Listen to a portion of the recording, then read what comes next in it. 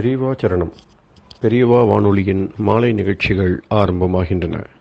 இன்றைய எமது நிகழ்ச்சிகள் நித்திய குரு பாதுகா பூஜா, ஸ்ரீ ரா கணபதி அவர்கள் எழுதிய புத்தகத்தின் ஒளிவடிவம், ஆன்மீக உரை, மகா பெரியவா மகிமை, உபன்யாசம். பெரியவா சரணம். பெரியவா சரணம். அடுத்த நிகழ்ச்சி நித்திய குரு பாதுகா பூஜை. शुक्लां भरदरं विष्णुं शशिवर्णं चतुर्भुजं प्रसन्नवदनं ध्यायेत् सर्वविघ्नोपशान्तये। ममोपात्त समस्त दुरितक्षयद्वारा श्री परमेश्वर प्रीत्यर्थं गुरुप्रसाद सिद्ध्यर्थं गुरुप्रीत्यर्थं गुरुपादपूजाम् अद्य करिष्ये। गुरुर्ब्रह्मा गुरुर्विष्णुर्गुरुर्देवो महेश्वरः गुरुः साक्षात् परब्रह्म तस्मै श्रीगुरवे नमः। अपारकरुणासिन्धुं ज्ञानदं शान्तरूपिणं श्रीचन्द्रशेखरगुरुं प्रणमामि मुदान्वहम्। सदाशिवसमारम्भां शङ्कराचार्यमध्यमाम् अस्मदाचार्यपर्यन्तां वन्दे गुरुपरम्पराम्. எல்லோரும் குருவை பெரிவாளை தியானம் பண்ணிண்டு அர்ச்சனை பண்ணுவோம். அஷ்டோத்திரம். பெரியவா அஷ்டோத்திரம் பல அஷ்டோத்திரங்கள் இருக்கு. அதுல எளிமையா சுலபமா எது இருக்கோ அதை நான் இப்ப சொல்றேன். எல்லோரும் இதை கேட்டுண்டே திருப்பி சொல்ல முடிஞ்சுவா சொல்லி சொல்லி பெரிவாளுக்கு பாதத்துல ஒவ்வொரு புஷ்பத்தை அர்ச்சனை பண்ணலாம். ओम श्री कांची कामकोटि पीठाधीश्वराय नमः. श्रीमत् चंद्रशेखरेन्द्र सरस्वती गुरुभ्यो नमः. संन्यासाश्रम शिखराय नमः. काषाय दंडधारिणे नमः. सर्वपीठापहारिणे नमः. स्वामिनाथ गुरवे नमः. करुणासागराय नमः. जगदाकर्षण शक्तिमते नमः. सर्वचराचर हृदयस्थाय नमः. ओम भक्त परिपालक श्रेष्ठाय नमः. धर्म परिपालकाय नमः. श्री जयेन्द्र सरस्वत्याचार्याय नमः. श्री विजयेन्द्र सरस्वती पूजिताय नमः. शिवशक्ति स्वरूपाय नमः. भक्ताभीष्ट प्रदायकाय नमः. ब्रह्मण्य पोषकाय नमः. ब्रह्म विष्णु शिवैक्य स्वरूपाय नमः. कांची क्षेत्रवासाय नमः. कैलाश शिखरवासाय नमः. स्वधर्म परिपोषकाय नमः. चातुर्वर्ण संरक्षकाय नमः. लोकरक्षण संकल्पाय नमः. ओम ब्रह्मनिष्ठापराय नमः. सर्वपापहराय नमः. धर्मरक्षक संतुष्टाय नमः. भक्तार्पितधन स्वीकर्त्रे नमः. सर्वोपनिषत् सारज्ञाय नमः. सर्वशास्त्रगम्याय नमः. सर्वलोक पितामहाय नमः. भक्ताभीष्ट प्रदायकाय नमः. ब्रह्मण्य पोषकाय नमः. नानाविध पुष्पार्चितपताय नमः. रुद्राक्ष क्रीडधारिणे नमः. भस्मोद्दोलित विग्रहाय नमः. सर्वज्ञाय नमः.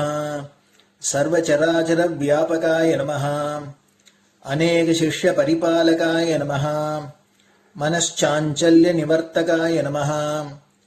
अभयहस्ताय नमः. भयापहाय नमः. यज्ञपुरुषाय नमः. यज्ञानुष्ठान रुचिप्रदाय नमः. यज्ञसम्पन्नाय नमः. यज्ञसहायकाय नमः. यज्ञफलदाय नमः. यज्ञप्रियाय नमः. उपमानरहिताय नमः. स्फटिक तुलसी रुद्राक्ष हारधारिणे नमः. चातुर्वर्ण समदृष्टये नमः. ऋग्यजुस्साम अथर्वणादि चतुर्वेद संरक्षकाय नमः. दक्षिणामूर्तिस्वरूपाय नमः जाग्रत् स्वप्न सुषुप्ति अवस्थातीताय नमः कोटिसूर्यतुल्यतेजोमय शरीराय नमः साधुसङ्गसंरक्षकाय नमः अश्वगज गोपूजा निर्वर्तकाय नमः गुरुपादुकपूजातुरन्तराय नमः कनकाभिषिक्ताय नमः स्वर्णबिल्वदलपूजिताय नमः सर्वजीवमोक्षदाय नमः मूकवाक्ताननिपुणाय नमः नेत्रदीक्षादानाय नमः द्वादशलिङ्गस्थापकाय नमः गानरसप्रियाय नमः ब्रह्मज्ञानोपदेशकाय नमः सकलकलासिद्धिताय नमः चातुर्वर्ण्यपूजिताय नमः अनेकभाषासम्भाषण कोविताय नमः अष्टसिद्धिप्रदायकाय नमः ओम श्री शारदामठसुस्थिताय नमः नित्यान्नदानसुप्रीताय नमः प्रार्थनामात्रसुलभाय नमः पादयात्राप्रियाय नमः नानाविधमतपण्डिताय नमः श्रुतिस्मृतिपुराणज्ञाय नमः देवयक्षकिन्नरकिंपुरुषपूज्याय नमः श्रवणानन्दकरकीर्तये नमः दर्शनानन्दाय नमः अद्वैतानन्दभरिताय नमः अव्याजकरुणामूर्तये नमः शैव वैष्णवादिमान्याय नमः श्रीशङ्कराचार्याय नमः दण्डकमण्डलोहस्ताय नमः वीणामृदङ्गसकलवाद्यनाथस्वरूपाय नमः रामकथारसिकाय नमः वेदवेदाङ्ग आगमादिसकलकलासतस्प्रवर्तकाय नमः हृदयगुहाशयाय नमः शतरुद्रीयवर्णितस्वरूपाय नमः केदारेश्वरनाथाय नमः अविद्यानाशकाय नमः निष्कामकर्मोपदेशकाय नमः लघुभक्तिमार्गोपदेशकाय नमः लिङ्गस्वरूपाय नमः सालग्रामसूक्ष्मस्वरूपाय नमः कालड्यां शङ्करकीर्तिस्तम्भनिर्माणकर्त्रे नमः जितेन्द्रियाय नमः शरणागतवत्सलाय नमः श्रीशैलशिखरवासाय नमः डमरुकनादविनोदाय नमः वृषभारूढाय नमः दुर्मदनाशकाय नमः आभिचारिकदोषहर्त्रे नमः मिताहाराय नमः मृत्युविमोचकशक्त्याय नमः श्रीचक्रार्चनतत्पराय नमः दासानुग्रहकारकाय नमः अनुराधानक्षत्रजाताय नमः सर्वलोकख्यातशीलाय नमः वेङ्कटेश्वरचरणपद्मषट्पदाय नमः श्री महात्रिपुरसुन्दरी समेत श्री चन्द्रमौलीश्वर पूजाप्रियाय नमः श्रीमच्चन्द्रशेखरेन्द्र सरस्वती सद्गुरु परब्रह्मणे नमः गुरुभ्यो नमः परमगुरुभ्यो नमः परमेष्टिगुरुभ्यो नमः परात्परगुरुभ्यो नमः गुरुपरम्पराभ्यां नमः गुरुपादुकाभ्यां नमो नमः. அடுத்தது ஊதுபத்தி இருந்தா அதை காமிச்சு தூபம், நெய் தீபம் இருந்தா காமிச்சு அதை நெய் தீபம் தீபம் காமிச்சுட்டு நைவேத்தியம் வெத்தலைப்பாக்கு பழம் இதுலேருந்து ஆரம்பிச்சு அவளுக்கு எது சௌரியமோ அதுபடி நைவேத்தியம் பண்ணலாம். அதுக்கு அடுத்தது கற்பூர ஹாரத்தி பண்ணி எல்லோரும் பிரதட்சிண நமஸ்காரம் பண்ணி பெரியவாள்கிட்ட பிரார்த்தனை பண்ணிண்டு எல்லோரும் க்ஷேமமா இருக்கணும், லோகம் பரம மங்களமா சௌக்கியமா இருக்கணும், எல்லோரும் வியாதி வெக்க இல்லாத ஆயுராரோக்கிய ஐஸ்வர்யத்தோட சாந்தம் அமைதியோட ஞான வைராக்கியத்தோட எல்லோரும் நல்லவர்களாயிருந்து நன்மையை அடையணும்னு பிரார்த்தனை பண்ணி இந்த பூஜையை தினம் செய்யலாம். குரு பிரம்மா குருர் விஷ்ணுர் குருர் தேவோ மகேஸ்வரः குரு சாட்சாத் பரபிரம்ம தஸ்மை ஸ்ரீ குரவே நமஹ. அபார கருணா சிந்தும் ஞானதம் சாந்தரூபிணம் ஸ்ரீ சந்திரசேகர குரும் பிரணமாமி முதான்வகம். சதாசிவசமாரம்பாம் சங்கராச்சாரிய மத்யமாம் அஸ்மதாச்சாரிய பர்யந்தாம் வந்தே குரு பரம்பராம். குரு பாத பூஜை நிறைவடைஞ்சது. பெரியவா சரணம். பெரியவா சரணம். பெரியவா வானொலியில் நேயர்கள் அடுத்து கேட்க இருப்பது ஸ்ரீ ரா கணபதி அவர்கள் எழுதிய புத்தகத்தின் ஒளி வடிவம். அளிப்பவர் ஸ்ரீமதி உமா சங்கர் அவர்கள். தேனினும் இனிய சொல்லான் தீச்சுடர் மேனி கொண்டான் ஊனுயிர்க்குயிரதான ஒன்றினைக் கலந்து நின்றான் ஏனினிக் கவலை நெஞ்சே இன்றுனக் அருள் செய்தான் இஞ்ஞானவான் காமகோட்டி நாதனை நம்புவோமே. ஜெய ஜெய சங்கர, ஹரஹர சங்கர. மகாபெரிவாளின் உபன்யாசங்களை ரா கணபதி அண்ணா தெய்வத்தின் குரல் என்ற பெயரில் 7 பாகங்களாக தொகுத்து நமக்கு அளித்ததின் முதல் பாகத்தின் அடுத்த பகுதி நமஸ்காரம். பரமேஸ்வரன் மீது ஒரு ஸ்லோகம் இருக்கிறது. அதில் பக்தர் இப்படி சொல்கிறார்: திரிபுர சம்ஹாரம் செய்த பிரபுவே, நீ என்னுடைய 2 அபராதங்களை க்ஷமிக்க வேண்டும். அந்த 2 அபராதங்கள் என்ன? போன ஜென்மத்தில் நான் உன்னை நமஸ்கரிக்காதது ஓர் அபராதம்.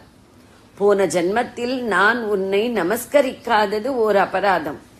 வரப்போகிற ஜென்மத்தில் உன்னை நான் நமஸ்கரிக்காமல் இருக்க போவது 2வது அபராதம்.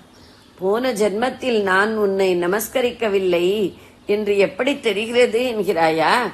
எனக்கு இப்போது ஒரு ஜென்மம் ஏற்பட்டிருப்பதிலிருந்தே அது தெரிகிறது. போன பிறவியில் உன்னை நமஸ்கரித்திருந்தால் அப்போதே எனக்கு மோட்சம் கிடைத்திருக்கும். இந்த மறுபிறவியே ஏற்பட்டிராது. அது சரி, அடுத்த ஜென்மாவில் நமஸ்கரிக்க மாட்டேன் என்றது ஏன் தெரியுமா? இந்த ஜென்மாவில் உன்னை நமஸ்கரித்து விட்டேன் அல்லவா? அதனால் நீ இனி எனக்கு பிறவியே தரமாட்டாய். மறு ஜன்மாவே இல்லாத போது அப்போது உனக்கு செய்ய வேண்டிய நமஸ்காரம் மட்டும் எப்படி இருக்கும்? இப்படியாக போன ஜன்மா வருகிற ஜன்மா 2லும் உன்னை வணங்காத குற்றத்தை மன்னித்து விடு. இந்த ஸ்லோகத்திலிருந்து என்ன ஏற்படுகிறது? மனப்பூர்வமாக ஈஸ்வரனை நமஸ்காரம் செய்துவிட்டால் போதும். அவர் நம்மை ஜனன மரண சக்கரத்தில் இருந்து விடுவித்து விடுவார். நம் பாவங்களையெல்லாம் போக்கி முக்தி தந்து விடுவார். இந்த ஸ்லோகத்தை சொன்னவர் கவித்துவ சமத்காரத்தில் பாடியவரில்லை. அவர் பழுத்த அனுபவசாலி. எனவே அவரது வார்த்தையை பரிபூர்ணமாக நம்பி நாமும் ஈஸ்வரனிடத்தில் சரணாகதி என்று விழுந்து நமஸ்காரம் பண்ணுவோம். நமஸ்கரித்தால் மோட்சம் நிச்சயம் என்ற நம்பிக்கையுடன் பண்ணினால் அப்படியே கிடைக்கும், சந்தேகமில்லை. நமஸ்காரம் செய்வதை தண்டம் சமர்ப்பித்தல் என்பார்கள். தண்டம் என்றால் கழி அல்லது கோல் என்று அர்த்தம். கையில் பிடித்திருக்கிற ஒரு கோலை விட்டுவிட்டால் அது அப்படியே தடால் என்று கீழே விழுந்துவிடும். அப்படியே இந்த சரீரத்தை நமதல்ல, இது ஈஸ்வரனுடையது என்கிற எண்ணத்துடன் கீழே போடுவதுதான் நமஸ்காரம். நம் சரீரம் வெறும் மரக்கோல் தான். உதவாத பொருளை அது தண்டமாகிவிட்டது என்கிறோம். அப்படி தண்டமான வஸ்துதான் நம் சரீரம். இதை தூக்கி பிடித்து நிறுத்தி வைத்து ஆட்டுகிற சக்தி ஈஸ்வரன் கொடுத்ததே ஆகும். இந்த உடம்பை ஏதோ நாமே தாங்கி நடத்துகிறோம் என்ற எண்ணத்தை ஒழித்துவிட்டு, அதாவது அகங்காரத்தை விலக்கிவிட்டு, அதற்கு அடையாளமாக ஈஸ்வரன் முன் இந்த சரீரத்தை கீழே போட வேண்டும். அதுதான் தண்டம் சமர்ப்பிப்பது. ஜுரம் வந்தால் நம் சரீரத்தால் நிற்கவும் நடக்கவும் முடிகிறதில்லை. இந்த ஜன்மாவே பெரிய ஜுரமாக வந்திருக்கிறது. இதிலிருந்து நம்மை கடைத்தேற்றுவதற்காக நமக்கு வந்திருக்கிற சம்சார ஜுரத்தை புரிந்து கொண்டு அதற்கு அடையாளமாக சுவாமியின் முன் தண்டாகாரமாக விழுந்து நமஸ்கரிக்க வேண்டும். நாம் செய்கிறோம் என்கிற எண்ணம் போய்விட்டால் அதுவே சதா கால நமஸ்காரம். அந்த அனுபவம் நமக்கு சித்திக்காத போதிலும் ஈஸ்வர சந்நிதியிலாவது அப்படி பாவித்து வணங்கி தரையோடு தரையாக எளிமையாக கிடக்க வேண்டும். இங்கே வணங்கிவிட்டால் அப்புறம் வெளியே எங்கேயும் வணங்காமல் இருக்கலாம். பொறுப்பை உன்னிடமே பூரணமாக போட்டேன் என்பதற்கு அடையாளம் சரீரத்தை தரையில் போடுவது. கொஞ்சம் பொறுப்பை நமக்கென்று வைத்துக் கொண்டால் கூட சுவாமி தம் பங்கை குறைத்து கொண்டு விடுவார். இதில் அரைகுறைக்கு இடமே இல்லை. நம்முடைய நல்லது பொல்லாதது அவ்வளவும் அவர் விட்டபடி என்று சகல பொறுப்பையும் அவரிடம் தள்ளுவதற்கு வெளியடையாளமாக உடம்பை தரையில் தள்ளி நமஸ்காரம் பண்ண வேண்டும். அப்படி செய்தால் நம் பாரம் அனைத்தையும் கிருபா சமுத்திரமான சுவாமியே ஏற்று அனுகிரகிப்பார். ஜெய ஜெய சங்கர, ஹரஹர சங்கர. பெரியவா சரணம். இந்நிகழ்ச்சியின் அடுத்த பகுதி நாளை மாலை இதே நேரத்தில் ஒளிபரப்பாகும். பெரியவா சரணம். பெரியவா சரணம். பெரியவா வானொலியில் நேயர்கள் அடுத்து கேட்க இருப்பது திரு கவிக்கண்ணன் அவர்களின் ஆன்மீக உரை. பெரியவா சரணம். ராம் ராம். ஸ்ரீ குருப்யோ நம. ஜெய ஜெய சங்கர, ஹர ஹர சங்கர. பெரியவா வானொலி நேயர்கள் அனைவருக்கும், மகா பெரியவாவுடைய பக்தர்கள் அனைவருக்கும் அடியேன் கவிக்கண்ணனின் அன்பு கலந்த நல்வாழ்த்துக்கள். சொல்லி கொடுத்தான என்ன கிடைக்கும்னா, தலம் ஒரு நான்கும் தந்து எனக்கு அருளி நலம் ஒரு மூன்றின் மயக்கம் மறுக்கும். மலம் ஒரு மூன்றின் மயக்கம் மறுக்கும். இந்த ஆடவ மரம், தர்ம மரம், மாயாமரம் சொல்லக்கூடிய 3 மரங்களுக்கு இதனால் ஏற்படக்கூடிய மயக்கத்தை தெளிவித்து சாலோகம், சாமீபியம், சாரூபியம், சாயுஜ்யம் சொல்லக்கூடிய இந்த 4 தலங்கள், 4 ஸ்தலங்கள் சொன்னா பகவான் முதல்ல என்ன பண்றான்னா, முதல்ல நம்ம பாப புண்ணியத்தில இருந்து மயக்கத்துல வெளியில எடுத்துட்டு நமக்கு ஃபர்ஸ்ட் ஸ்டேஜ் சொன்னா சாலோக்கியம். சாலோகம் சொல்லும் போது அவன் இருக்கக்கூடிய ஊர்ல நம்ம கொண்டு போய் சேர்த்து விடுறாங்க. இந்த ஊர்ல இரு, ஸ்ரீரங்கத்துல இரு, காஞ்சிபுரத்துல இரு, இப்படின்னு ஒரு ஊரை சொல்லி அந்த ஊர்ல சொல்லி விட்டான்னு என்ன பண்ணுவோம், அந்த ஊர்ல இருக்கக்கூடிய சேத்திர விசேஷம், அந்த சேத்திர விஷயத்தை தெரிஞ்சுட்டு அந்த கோயிலுக்கு போய் நம்ம பூஜை புனஸ்காரம் பண்ணி இந்த பகவான் ஐக்கியமாயி கொஞ்சம் கொஞ்சமா நம்ம தெளிவாகி உலக பந்தங்கள்ல இருந்து வெளியில வந்து பக்தி பூர்வமாக ஆரம்பிச்சு அப்புறம் அதுக்கு மேல கொஞ்சம் கொஞ்சமா போய் நம்ம வேதாந்தத்துக்கு வந்து அப்படி போறோம். முதல்ல அந்த சாலோகம் அப்படின்னா அந்த பகவான் இருக்கக்கூடிய அந்த லோகத்துல கொண்டு போய் சேர்த்து விடுறான், பக்தாளர்களோட சேர்த்து விடுறான். அதுக்கப்புறம் சாமீபியம்னு அடுத்த ஸ்டேஜுக்கு கொண்டு வர்றான். சாமீபியம் ரொம்ப கிட்டக்கு கொண்டு வர்றான். அந்த ஊருக்குள்ள இருந்தா அவங்க வர முடியாதுன்னு சொல்லி ஒரு பெரிய கோவில் ஸ்ரீரங்கம் படிச்சோம்னா அதுக்கு மாட வீதிகள் இருக்கு.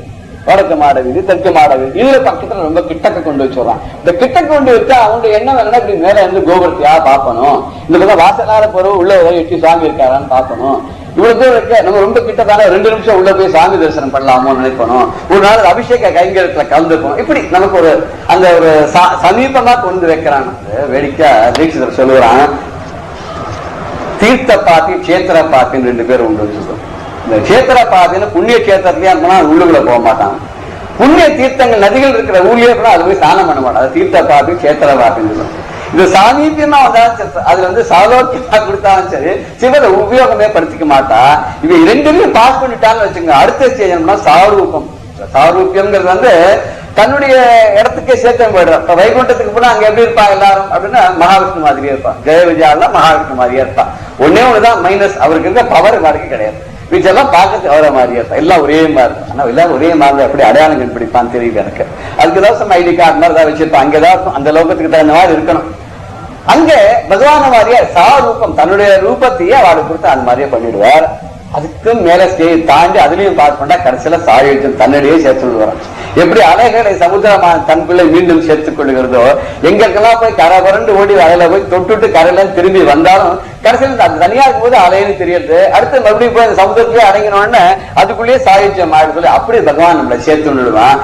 அந்த ஒரு நிலையை தலம் ஒரு நான்கும் தந்து எனக்கு அருளி மலம் ஒரு மூன்றின் மயக்கம் மறுத்து 9 வாயில் ஒரு மந்திரத்தால் 5 கதவை அடைப்பதும் காட்டினார். இந்த பிரணவ மந்திரத்தினுடைய துணையோட இந்த உடலில் இருக்கக்கூடிய 9 வாயில்களையும் இந்த 5 கதவுகளையும் அடைக்கும் வழியை காட்டி கொடுத்தார். இந்த பஞ்சேந்திரிகளை எப்படி கட்டுப்படுத்துறது, இந்த நவ பாரங்களையும் எப்படி கட்டுப்படுத்துறது அப்படின்னு கற்றுக் கொடுத்தாராம். கற்றுக் கொடுத்து அடுத்த ஸ்டேஜுக்கு போட்டுக்காக வழி பண்ணார். எப்படி வழி பண்ணார்?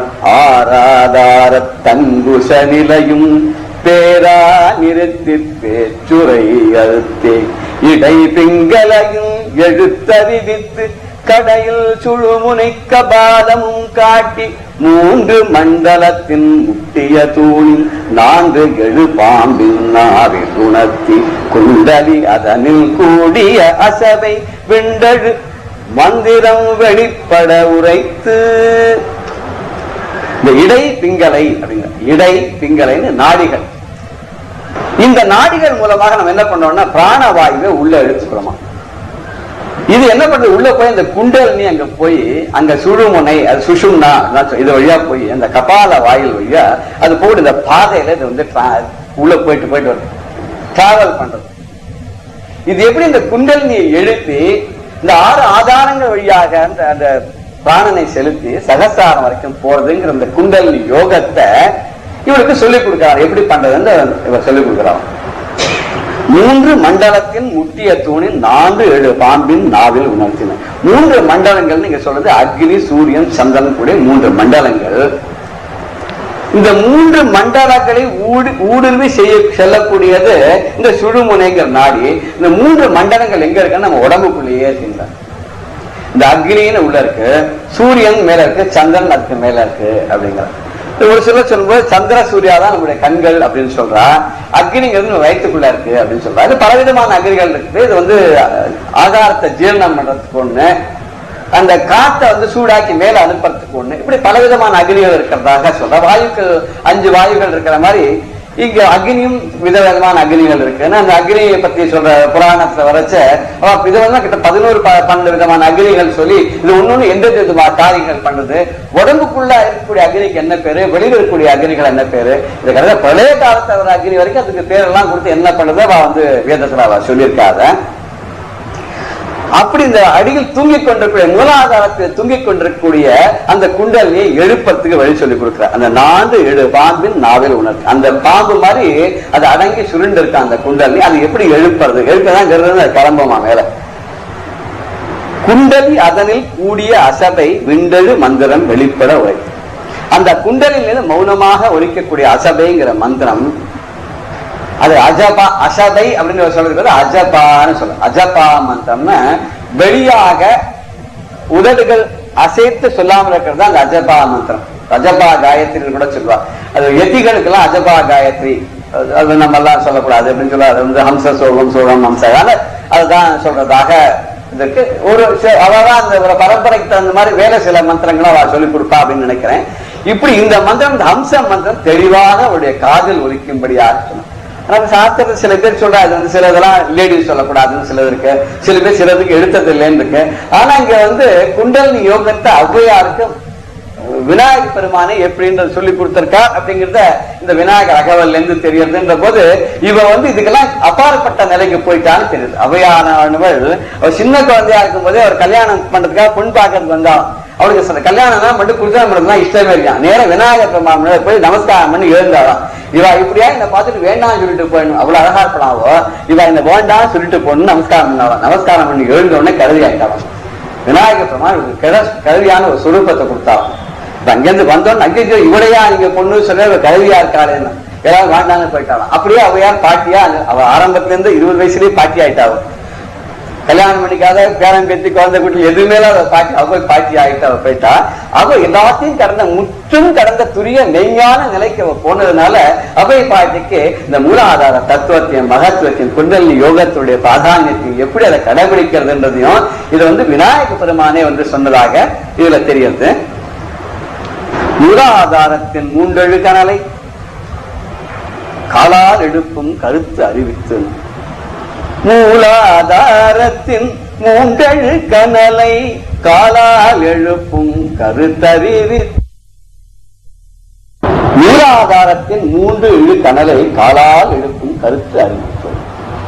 மூலாதாரமாகி அக்னி மண்டலத்துள்ள அங்க கொழுந்து விட்டு எரியக்கூடிய இந்த குண்டலின்ற அத மூச்சு காற்றினால் ஏற்படக்கூடிய பிராணசக்திகளுடைய துணையை கொண்டு அதை மேலே எழுப்பி அப்படி ஒரு ஆதாரத்தை வழியா கொண்டு வரணுமா. அது எப்படி கொண்டு வருதுன்றதுக்கு இந்த காலால் எழுப்பும் கருத்து அறிவித்தன. காலால் சொன்னா என்னுடைய பாதம்னு அர்த்தம் இல்ல, கால் நீங்க காற்றுன்னு அர்த்தம்.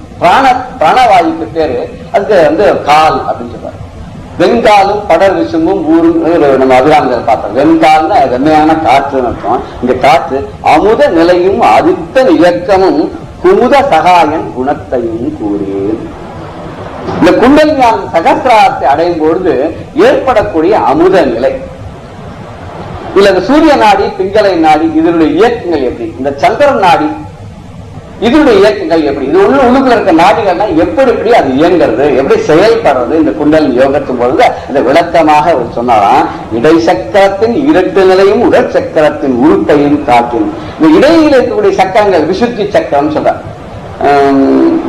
மூலாதாரம், சுவாதிஷ்டானம், மணிபூரகம், அநாகதம், விசுத்தி, ஆக்ஞா சக்கரம் வரும்போது இதுக்கு நடுவில் கூட விசுத்திங்கிற சக்கரம். இதுக்கு 16 நிலைகள் இருக்கின்ற இந்த உடலாகிய இந்த சக்கரத்தை பல்வேறு உறுப்புகள்லாம் இருக்கு இல்லையா, இந்த உறுப்புகளை எல்லாம் இதெல்லாம் வந்து சக்கரங்கள் தான் வந்து இயக்கிறது. இதுக்கு அந்த சக்கரத்திலிருந்து எழுந்தக்கூடிய சக்தி தான் இந்த உடம்பு இருக்கிற எல்லா பாகங்களையும் இயக்கிறது அப்படின்னு சொல்றா. உடம்புக்கு அத்தனை நாடிகள் கூட இருக்கு, அதுவும் ஒரு இடத்துல ஆதாரங்கள் இருக்கின்றா. இன்னும் சில பேர் சொல்ற கையிலேயே வந்து உடம்புல இருக்கிற அத்தனை நாடிகளுடைய ஒரு சென்டர் பாயிண்ட் கையில இருக்குண்டா. அக்கு பஞ்சர், அக்கு பிரஷர்னா சொல்றாருல, போய் பார்த்தோம்னாக்க நமக்கு இங்க தலையில ஒரு இடத்துல வலது பக்கத்துல வலி இருக்குன்னு சொன்னா இங்க கையில இருக்கிறத ஒரு விரல்ல ஒரு இடத்த பிடிச்சி ஒரு அமுக்குனாக்க அந்த இடத்துல இந்த வலி நமக்கு தெரியாது, கொஞ்ச நேரத்துல அது போயிடுறது. இப்படி நாடிகள்லாம் இருக்கு. இன்னொன்னு கூட சொல்றாரு, காது இருக்கு இல்லையா, அந்த காது வந்து எதை உணர்த்துதுனாக்க அம்மாவோட வயிற்றுல இருக்கும்போது குழந்தையோட ரூபம் எப்படி இருந்தா அப்படிதான் நம்ம காது இருக்குங்க. அந்த காதில் இருக்கிற ஒரு இடமும் ஒரு பாயிண்ட்டும் அந்த உடம்புல இருக்கிற ஒரு இடத்தோட கனெக்ட் ஆனதுங்கிற அந்த காதல வந்து நம்ம வந்து ஒரு ட்ரீட்மெண்ட் காதை பிடிச்சி ஒரு அமைக்கணும். பிள்ளையாடு தோப்புக்கண்ணை ஏன் போடுறோம்னு சொல்லும்போது இந்த 2 காதையும் பிடிச்சி நல்ல ஒரு அமைக்க உட்கார்ந்து ஏந்திருக்கும் போது என்ன ஆகுதான், இந்த அத்தனை நாடுகளையும் சுறுசுறுப்பா அந்த காதலர்கள் இதுதான் சென்டர் பாயிண்ட். அந்த சென்டர் பாயிண்ட்ல ஆக்டிவேட் பண்ண உடனே அத்தனை நாடுகளும் சுறுசுப்பாக்கு உடம்ப சுறுசுப்பாகுது. உட்கார்ந்து எழுதும் போது ரத்த ஓட்டம் எல்லா பாகத்தையும் ரொம்ப கிளீனா போகும். எக்ஸசைஸ் மூலமாக இந்த தத்துவங்கள் எவ்வளவு அழகா நம்ம தெளிவாடலாம் வச்சிருக்கா பாருங்க. தோபி கரணம் அப்படின்னு சொன்னால தோபி 2 கையால் இந்த காதை பிடிச்சுட்டு இந்த உட்கார்ந்து எழுந்திருக்கும் போது இந்த பள்ளிக்கூடத்துல கூட சில நீங்க பார்க்கலாம். அந்த காலத்துல இந்த காலம் தான் பசங்களை தொட்டாலே வாத்தியார் தொலைச்சுடுவா. அந்த காலத்துல பசங்க ஒரு வீட்டு பாடம் எழுதி கேட்ட எழுதி ஒழுங்கா பாடம் சொல்ல, நேற்று சொன்ன பாடத்தை படிச்சுட்டு வரலன்னா வாத்தியார் கூட காதை பிடிச்சு திரும்பி இழுத்துன்னு வருவோம். அந்த காதை படிச்சு திரும்பி இழுத்து கையில கேட்ட கேள்விக்கு பதில் சொல்ல மாட்டேங்கிற வெட்டங்க உனக்கு சொல்லி அத்தனை பசங்களும் எப்படி நல்லா படிக்கிறாப்பா, நீ மாத்திரம் எப்படி இருக்க அப்படின்னு கேட்டு காதை பிடிச்சி திருக்கினவனு அப்பயே சார் ஞாபகம் வந்துட்டு சொல்லிடுவானா.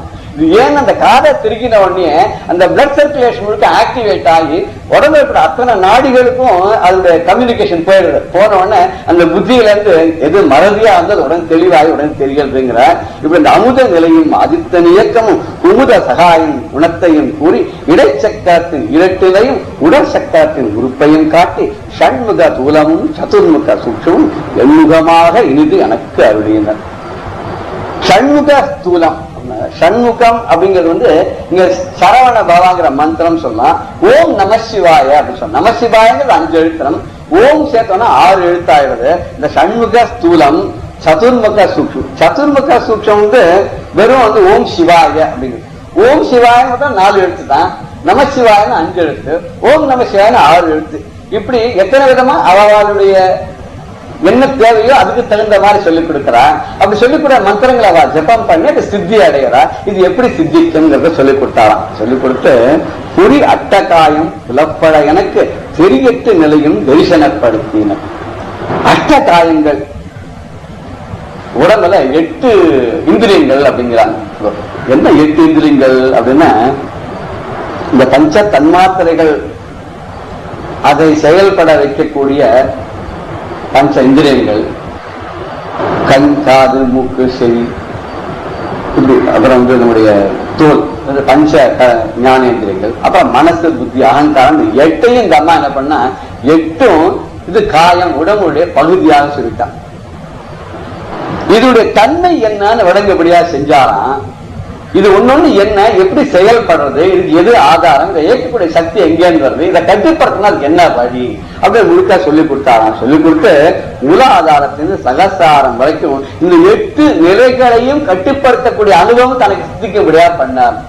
அந்த இறைவனுடைய அருள் இல்லைன்னா அது எதுவுமே பண்ண முடியாது. நம்ம சொல்லத்தை அது கேட்கணும்னா கேட்காது. மனசு நம்ம சொல்லத்தை கேட்கணும்னாலே இது மனசு புத்தி சொல்றதை கேட்கறதா, புத்தி மனசு இஷ்டப்படி ஆடுறதான்னா இது நெய்க்கு தொன்ன ஆதாரமா, தொன்னுக்கு நெய் ஆதாரமான்ற ஸ்டேஜ்ல போயிட்டு இருக்கும். இது எல்லாத்தையுமே கட்டுப்படுத்தக்கூடிய ஒரு அந்த நிலை நமக்கு வரணும்னா பகவானுடைய அருள் வேணும். அந்த அருள் ரொம்ப அழகா கிடைச்சது. கருத்தினில் கபால வாயில் காட்டி இருத்தி முத்தி இனிது எனக்கு அருளினர். இந்த கபால வாய் அதான் சகசிராரம். அந்த சகசிராரத்திற்குடைய சக்கரத்தினுடைய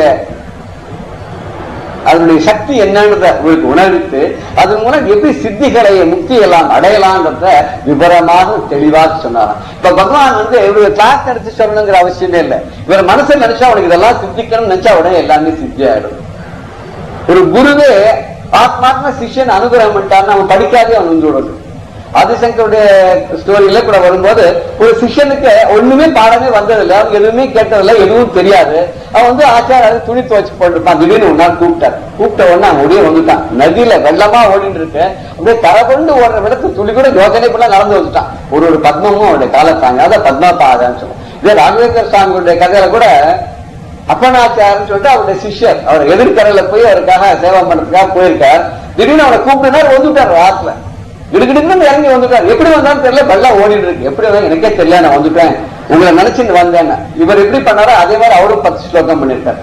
தோடகாஷ்டகம் பண்ணாரு இல்லையா, அதே மாதிரி ஆச்சாரியாளுக்கு சிஷ்யர் பண்ண மாதிரி ராஜேந்திர சுவாமியுடைய சிஷ்யர் அப்பண்ணாச்சாரியர் அவரும் பண்ணிருக்காரு 10 ஸ்லோகம். அதுதான் ஒரு ஸ்லோகம் நம்மளாம் கேட்டிருக்கோம். பூஜ்யாய ராகவேந்திராய சத்திய தர்மரதாயச்சன் அப்படி சொல்ல முடியும்.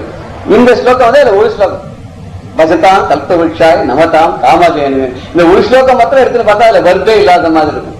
இப்படிப்பட்டவருக்கு இப்படிப்பட்டவருக்கு என்ன பண்ணுன்னா 10வது ஸ்லோகத்துக்கு நமஸ்காரத்தை தெரிவிக்கிறேன்னு அவர் சொல்லியிருக்காரு. இது ரொம்ப அந்த 10 ஸ்லோகத்தை ரொம்ப முக்கியமான ஸ்லோகம் சொல்லி ராகவேந்திர சுவாமியுடைய பக்தால் எல்லாருமே இந்த ஸ்லோகத்தை தான் சொல்லுவாங்க. இது ரொம்ப விசேஷமான ஸ்லோகம்.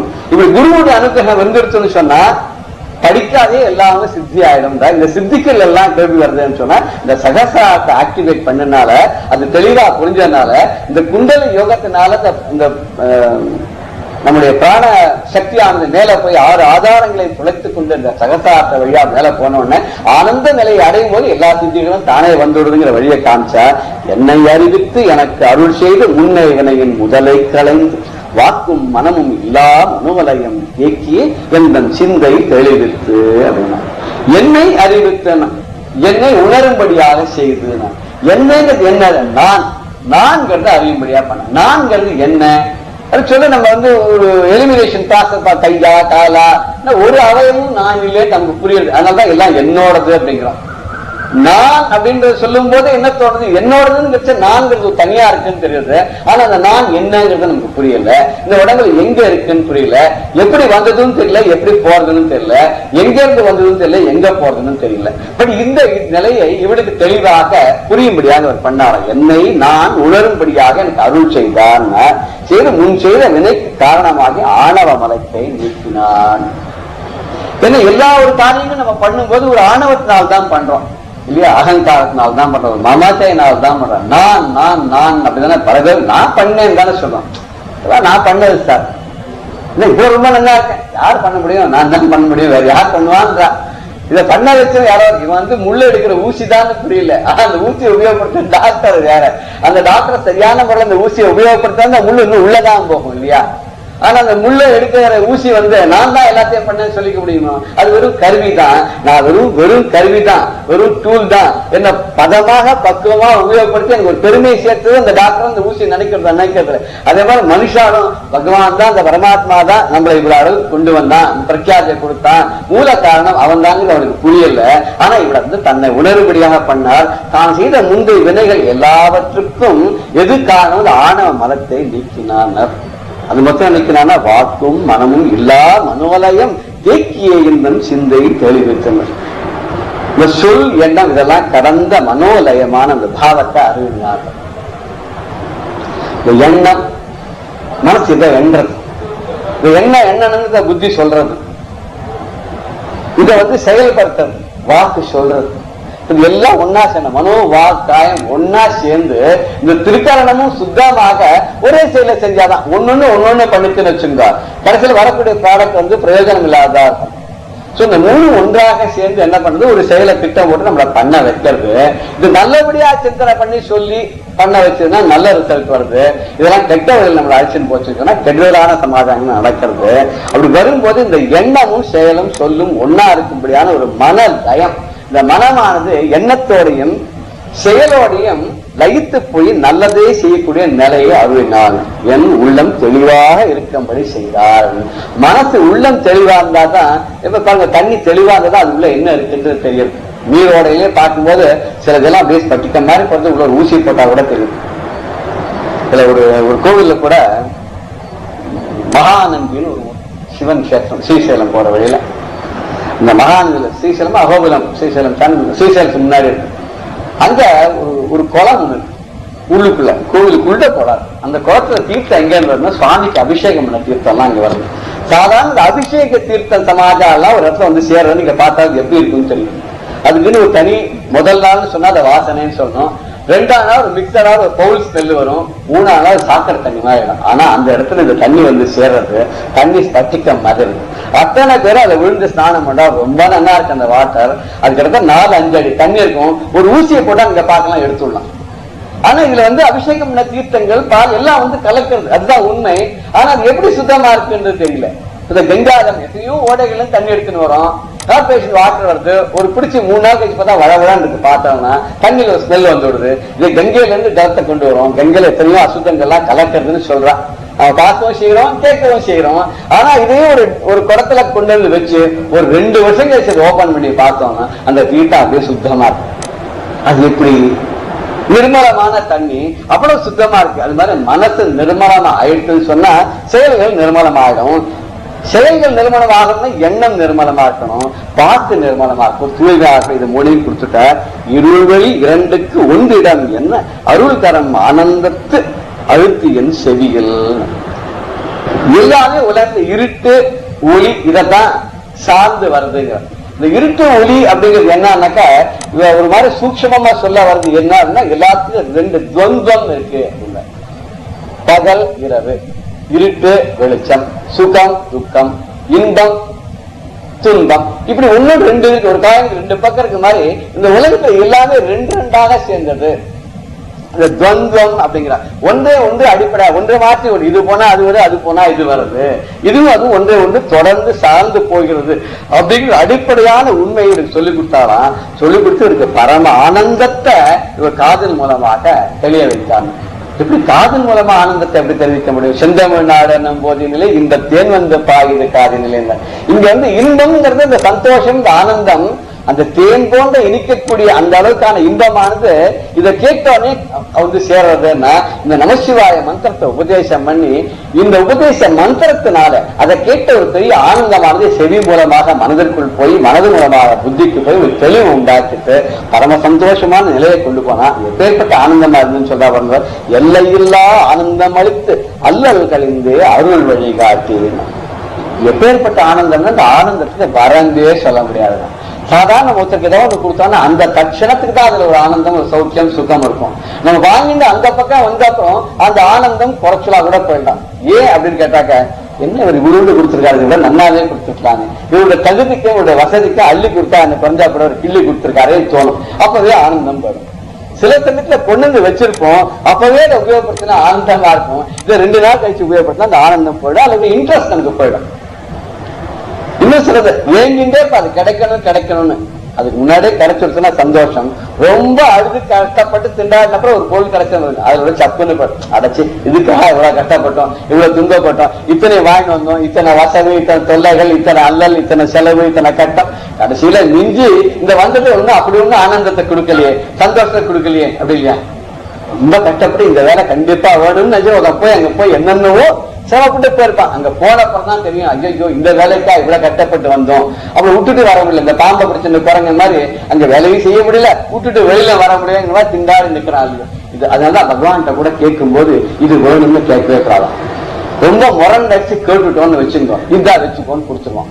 அவன் வச்சு போன குடுத்துட்டானா என்ன ஆகும்னா அதான் நம்மளால நிர்வாகிக்க முடியாத கூட போயிடலாம். நம்ம எதையோ ஆனந்தம் வச்சுட்டு அவன் குடிச்சுட்டு அந்த ஆனந்தத்தை சின்ன குழந்தை எல்லாம் சொல்லுங்க ரொம்ப படுத்தும், எனக்கு குடு எனக்கு குடு எனக்கு குடு. எனக்கு தெரிஞ்சு ஒருத்தர் என்ன பண்ணாருன்னா, அந்த குழந்தை வந்து மாத்திரை கையில வச்சிருந்தா, எனக்கு கொடு ரொம்ப அழுது சொன்னா கேட்கவே இல்லை. என்ன பண்ண துளி நாட்டில் விஷயம் கசக்கு ஒவ்வொரு அப்புறம் அழ ஆரம்பிச்சு. ஏன் அப்படி பண்ணா அதுக்கு கசக்குன்னு தெரியணுமோ, நான் சொன்னா தெரிய மாட்டேங்கிறது. அதுக்கு அடம் பிடிக்கிற துளின்னு வச்ச மாதிரி இன்னும் கேட்காது பாருங்க. இதை கண்டா இந்த இன்னொரு பழமொழி கூட உண்டு தெரியுமா, the burnt child gets the fire சொல்லி ஒரு தடவை அனுபவிச்சுதான் அது கிட்டே வராது இல்லையோ. அது மாதிரி பகவான் என்ன பண்றான், அடே பயலே உன் மேல எனக்கு அக்கறை இருக்குன்னு உனக்கு தெரிஞ்சுக்க வேண்டாமா, உனக்கு எது உச்சிதமோ ஹிதமோ அதைத்தான் நான் செய்வேன்னு உனக்கு தெரிய வேண்டாமா, அதை விட்டு இதை கூட அதை கூட முரண்டு அடிக்கிறிய. நான் குழப்பம், பகவானே உனக்கு கண்ணு இல்லையா, அவனுக்கு கிடைச்சிருக்கே எனக்கு கிடைக்கலையாமோ.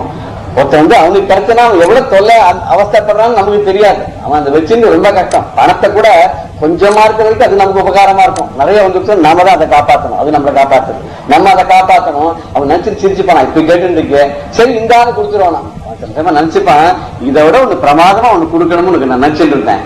நீ படா பருத்தி முரண்டு அடிச்சு இது இருக்கிறத வாங்கிட்டு போயிட்ட, அப்ப இதுதான் கொடுத்துட்டேன். நீ கேட்காதது நல்லதா கொடுக்கும், எனக்கு அது மிச்சமா போச்சு. வேற ஒன்னும் டிசர்விங் கேண்டிடேட் அவனுக்கு கொடுத்துருன்னு வச்சு விடுவான். ஆனா எதையும் கேட்கக்கூடாது. இவன் வந்து எல்லையில்லாத ஆனந்தத்தை எப்படி அடிச்சானா எதுவுமே கேட்கல, அவனாக ஆனந்தத்தை கொடுத்தான். அந்த வாழ்க்கையில் அத்தனை அல்லல்களையும் போக்கி விட்டான், போக்கிட்டு அருள் வழியை காட்டினான். இப்படி எப்படி அருள் வழி காட்டினான்னு ஒரு சின்ன ஒரு கதை ஒண்ணு இருக்கு. சுந்தரமூர்த்தி நாயனாரும் சேரன் மகாராஜாவும் கைலாசத்துக்கு கிளம்பி போயிட்டாலாம். சுந்தரமூர்த்தி நாயனும் ஆகாசம் வழியா போற பல்லாக்கு வந்துடுச்சு. சேரமான் அதியமான் நாயன் அவருக்கு வந்து குதிரை, வெள்ளை குதிரை, அங்கிருந்து கைலாசம் வந்தா 2 பேரும் கிளம்பிட்டா. இதெல்லாம் அவையார் விட்டுட்டு போறதுக்கு அவர் இஷ்டம் இல்லையா. பாட்டி வா போலாம் நாமளும். இவன் சொன்னா எனக்கு பிள்ளையார் பூஜை பண்ணாத வரமாட்டேன். அப்ப பண்ணதுதான் இந்த பிள்ளையார் பூஜை பண்ணிட்டே இருந்தாலும் மனசுல நினைச்சா பிள்ளையார் எதிர்த்து வந்துட்டார். அவெல்லாம் போராடுங்க போ சொல்ல விட்டார். நீ கவலையே பட, பூஜையெல்லாம் முழுக்க முடி, இந்த விநாயகர் அகவல் நீ பண்ணணும் இருக்கு எதையும் பண்ணிடு, ஒண்ணு நான் கொண்டு போய் விட்டுறேன்னா இந்த அம்மாவை கண்டு கண்ணை மூடி ஜபத்தமங்கள் எல்லாம் முடிச்சா. இந்த அகவலை ஓலைச்சுவடியில் எழுதினா சிஷா எல்லாம் கொடுத்தார். பிள்ளையார் நேரம் வந்தாராம், ஒரு சுத்து துதிக்கையெல்லாம் தூக்கினார். அடுத்த கணம் கொண்டு போய் விட்டுட்டார். எப்படி சூரியன் அஸ்தாமில் உதிச்சாலும் பர்மால உதிச்சாலும் இங்க வந்து இங்க கன்னியாகுமரிக்கு ஒரே சமயத்துல வருதோ, அதே ஒரே சமயத்து இங்க கிளம்பினா கொண்டு அங்க விட்டார். இங்க ஒரு தூக்கினா தும்பிக்கா கொண்டு அங்க விட்டார். இவன் அங்க போய் இருக்கா. அப்புறம் அவ 2 பேரும் பின்னாடி தான் வரான். ஆனா இந்த பாட்டி எப்படி நமக்கு முன்னாடி வந்தா அப்படின்னு அவன் ரொம்ப ஆச்சரியமா போச்சு. அப்பதான் அவையா சொன்னாலாம், அந்த விநாயக பெருமானுடைய பூஜையை நான் விடவே இல்லை, அவனுக்கு நான் சரண்டர் பண்ணிட்டேன், நீதாண்டாப்பா எனக்கு நல்ல வழியை காட்டணும்னு. அவன் அருள் வழி காட்டினான், என்னுடைய அல்லல்கள் எல்லாம் தீர்த்தான். என்ன அல்லல்கள் தீர்த்தான்? இதான் இவெல்லாம் போயிட்டாலே, நம்மளால போக முடியல, நம்ம இந்த வயசான காலத்தை குச்சி வச்சுன்னு எப்படி அங்க போறோம், எந்த வாகனமும் கிடையாது. அந்த காலத்தெல்லாம் காசிக்கு போனாலும் 6 மாசம் ஆகும் தான். அதெல்லாம் காசிக்கு போகலாம், போக 6 மாசம் வர 6 மாசம், இந்த கட்டத்தை திரும்பி வர முடியாதுன்னு சொல்லி அவன் நமஸ்காரம் பண்ணி தெய்வமாக நினைச்சு அனுப்பா அப்படிங்கிறான். அந்த காலத்துல இன்னும் பல பீடத்துக்கள் எல்லாம் பார்க்கும்போது ஒரு பெரிய குரு இத்தனை நாள் கொஞ்சம் நாட்களை வரலன்னு அடுத்த சீசனுக்கு பட்டத்தை கூட கட்டியிருக்கதா சில மடங்கள்ல வந்து கதைகள்லாம் இருக்கு. அப்புறம் அவன் திரும்பி வந்தப்பறம் என்ன பண்ணுது, அதான் ஒரு பெரிய உபமடம் வச்சுட்டு அப்படி போன்றாக எல்லா இதுலயும் அந்த மாதிரி எல்லாம் கதைகள்லாம் சொல்றா. ஆனா இந்த அவ்வையார் என்ன பண்ணாரு, நேரம் அடுத்த க்ஷணம் கொண்டு போய் கைலாசத்தை விட்டார். சத்தத்தினுள்ளே சதாசிவம் காட்டி சித்தத்தினுள்ளே சிவலிங்கம் காட்டின அந்த காதைக்குள்ள அந்த பிரணவம் கேட்கறான் அந்த அம்மாக்கு. அது கேட்கும்போது நாதமாகிய பிரணவத்துல வெளியிலே சரி உள்ளத்திலையும் சரி அந்த சிவனை காணும்படியாக செய்து கண்ணை மூடினாலே சிவஸ்வரூபம் தெரியாது, காதுக்குள்ள ஓம் இந்த பிரணவ ஸ்வரூபம் கேட்கறது. சாதாரண சின்ன டம்ளர் கூட நீங்க பாருங்க, குடுவைய இந்த காதுல வச்சிருந்தா கேட்கும், ஊங்காரம் கேட்கும், அந்த ஓம்னு கேட்கறாப்ப இருக்கும். வெளியில கூட நீங்க காத்த பார்த்தோம்னா சுழண்டு வர காத்துல ரொம்ப ஒரு கீழே அப்சர்வ் பண்ணோம்னா அந்த ஊங்கார துவனி ஒண்ணு கேட்கறது. அதான் உள்ளும் வெளியும் எல்லா இடத்துலையும் கேட்கறது. சத்தத்தினுள்ளே சதாசிவம் காட்டி சித்தத்தினுள்ளே சிவலிங்கம் காட்டுன்னு இந்த சத்தம் ஓம்னு கேட்கறது. அந்த ஓம்னு கூட சத்தத்துக்குள்ள சதாசிவத்தை காமிச்சாலும் சதாசிவம் அந்த தூய்மையானது எப்போதும் மங்களமா இந்த மங்களமூர்த்தியை அந்த சத்தத்துக்குள்ள அந்த ஒலிக்குள்ளே காமிச்சார். இந்த பணவ ஒலிக்குள்ளே இந்த சிவனை பார்க்க முடியாத செய்தார். சிவனுக்குள்ளே இந்த பணவத்தை பார்க்க முடியாது, உள்ளத்தை சித்தத்துக்குள்ளே மனசுக்குள்ளே அந்த சிவனை பார்க்க முடியாத பண்ணார். இந்த பணவ மந்திரத்தை அனுஷ்டானம் பண்ணி ஜபம் பண்ணி அது சித்தியாகி அதன் மூலமாக எங்க பார்த்தாலும் சிவஸ்வரூபமா பார்க்க முடியுது.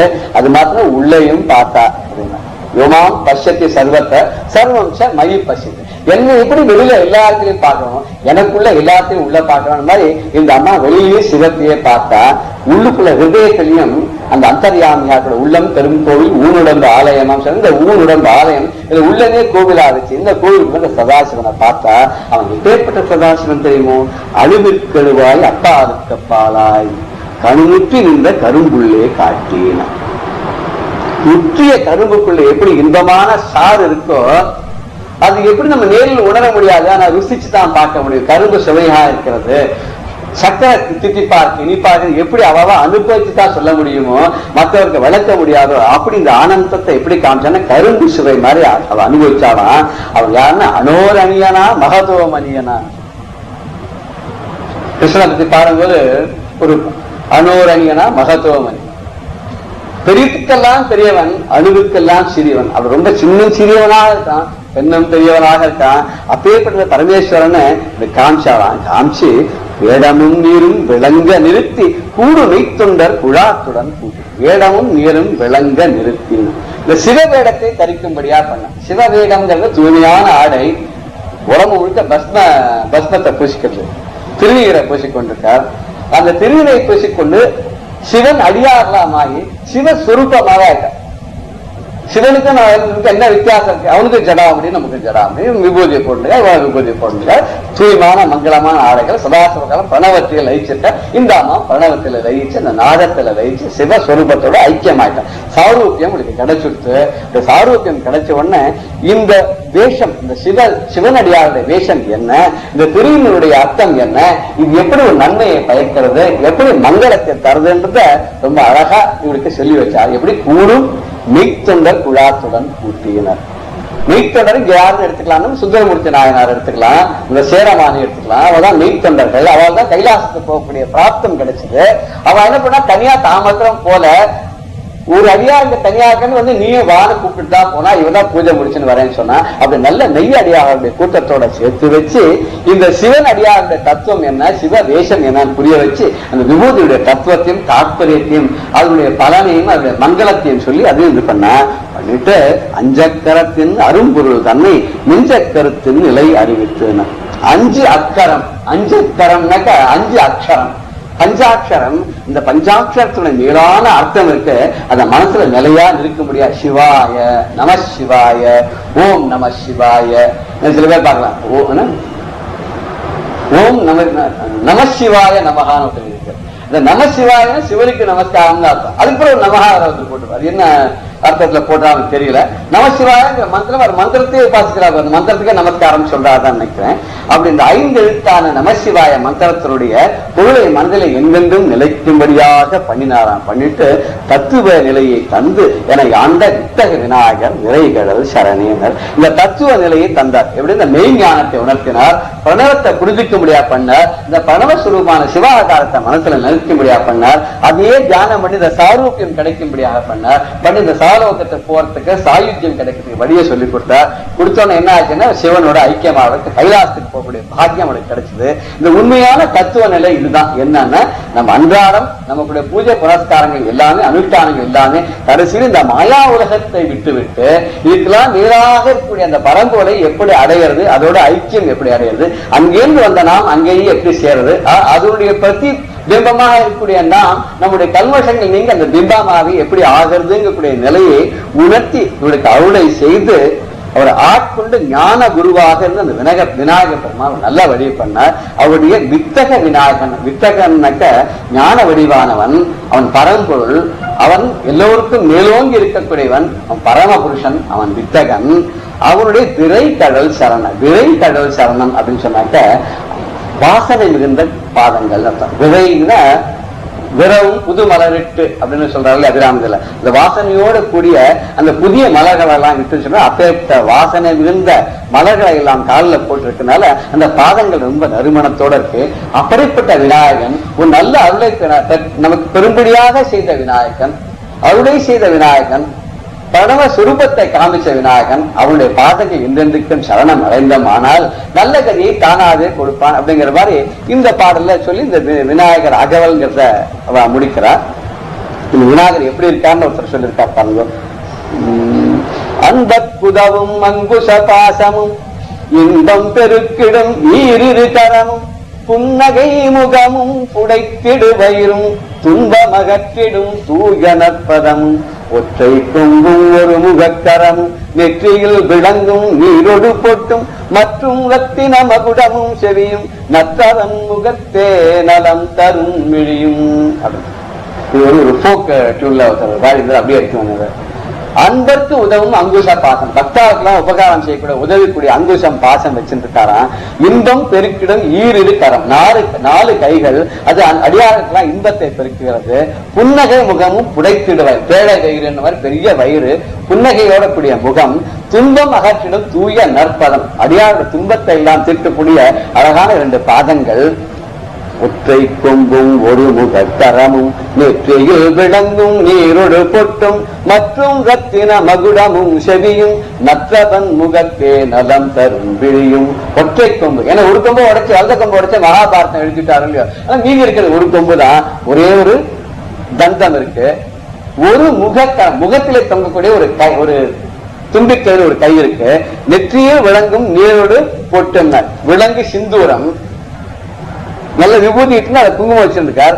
மற்றும் ரத்தின மகுடமும் செவியும், நல்ல அழகான காது, தலையில ரத்ன மகுடம் கிரீடம் வச்சிருக்கார். நற்றவன் முகத்தே நலம் தரு விழி, ரொம்ப நல்லவன், தவம் செய்தவன், நல்ல தவம் செய்தவன், அவனுடைய முகத்துல நமக்கு நன்மை தரக்கூடிய 2 விழிகள் இருக்கு.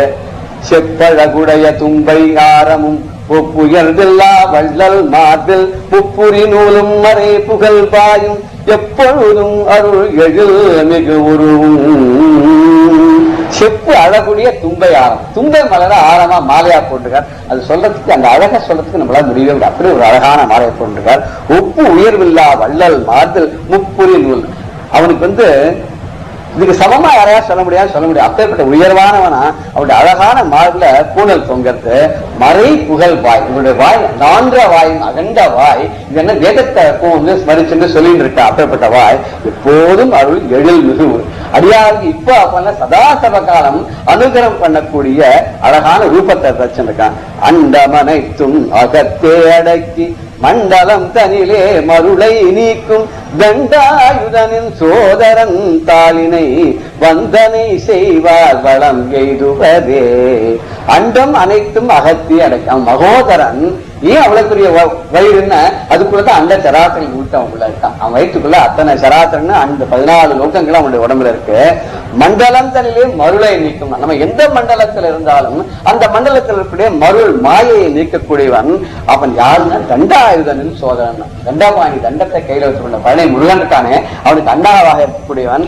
அவனை வந்தனை செய்வார் வளம் எய்துவரே என்றார். இந்த வித்தக விநாயகனுடைய விரை கழலை பிடித்துக் கொண்டு அவனையே சரணம்னு சொல்லி வந்தனை செய்தோமானால் நமக்கு எந்தென்றும் அவன் நல்லதையே தருவான், வளத்தையே தருவான் அப்படின்னு சொல்லி இந்த விநாயகர்களை ஒரு பாகமாக 6 நீட்டு அதன் மேல்நிலையை பேரா நிறையேன் பேரா அடியேன் பெருமாறு உலகோ சீரா வருசூர் சிறைவித்து எமையோ கூரா உலகம் குளிர்வித்தவனே என்றக்கூடிய 47வது கந்தரனுடைய பாடலுக்கு ஒரு சப்ளிமெண்ட் பண்ற மாதிரி விநாயகர்களை நம்ம இப்ப பார்த்து. பெரியவா சரணம்.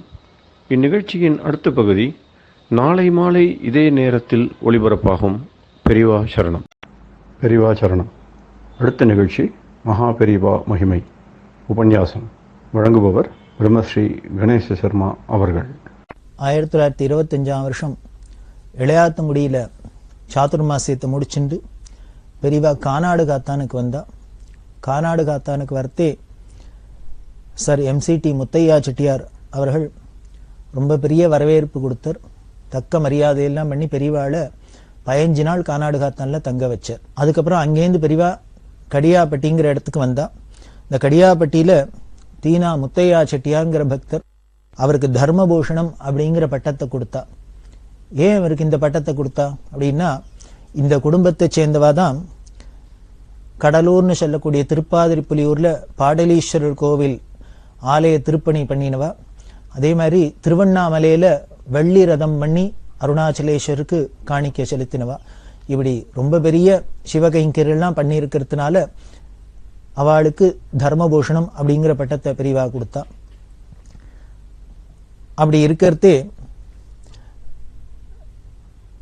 வைநாகர ராமநாதன் செட்டியார் அப்படிங்கிற ஒரு பக்தர், அவர் அமராவதி புதூர் அப்படிங்கிற ஊரை சேர்ந்தவர். அவர் கடியாப்பட்டியில பெரியவாளை தரிசனம் பண்ணிட்டார். ரொம்ப பரம சிவபக்தர், பெரிய தமிழ் அறிஞர். அவர் பெரியவாளை தரிசனம் பண்ணிட்டு 1 வாரம் பெரியவாளோடய தங்கியிருந்தார். பெரிய தமிழ் புலவராச்சே, அதனால பெரியவாள்கிட்ட வந்தாக்க பல விஷயங்கள் அபூர்வமா பரிமாறிக்கலாமே, அப்படி இருந்தார் 1 வாரம். அப்படி இருக்கிறதே அந்த ஊரை விட்டு கிளம்புறதுக்கு முன்னால இந்த நகரத்தார்கள்லாம் சேர்ந்துட்டு பெரியவாளுக்கு ரொம்ப பெரிய ரிசப்ஷன் ஒன்றும் கிராண்ட் ப்ரொசஷன் ஒன்று ஊர்வலத்துக்கு ஏற்பாடு பண்ணியிருந்தா. அதில் பெரியமா பல்லாக்கில் உட்காந்து புஷ்ப பல்லாக்கில் உட்காந்து வர மேளதாளங்களோட வெகு விமர்சையா நடந்தது. அதுவும் நகரத்தார்கள்லாம் ஏற்பாடு பண்ணி ஒரு காரியம் பண்ணினா இந்த சவரணைக்கு அழகு கேட்பானே, அவ்வளவு கிராண்டா நடந்தது. அந்த ஊர்வலத்துல எல்லாரும் ஊர் பிரமுகாலாம் எல்லாருமா கூட வந்துட்டே இருக்கா. அந்த கூட்டத்தை பார்த்துன்னு வந்த பெரியவாளுக்கு இந்த ராமநாதன் செட்டியாரை காணுமே அப்படின்னு ஒரு ஆச்சரியமா இருந்தது. இப்படி ஒரு வாரம் கூடவே இருந்தார், இவ்வளவு கோலாகலமா அந்த ஊர்வலம் நடக்கிறதே செட்டியார் இல்லையே அப்படிங்கிறதுனால அப்படி இப்படி தேடி பார்த்தா கிடைக்கல. ஊர்வலம் முடிஞ்சு ஜாகைக்கு வந்தது. வந்து பல்லாக்க விட்டு இறங்கினோன்னு கூட்டத்தை பார்த்தாக்க ஓரமா ராமநாதன் செட்டியார் நின்றுந்தார். உடனே பெரியவா கூப்பிட செட்டியார்ட்ட கேட்டா,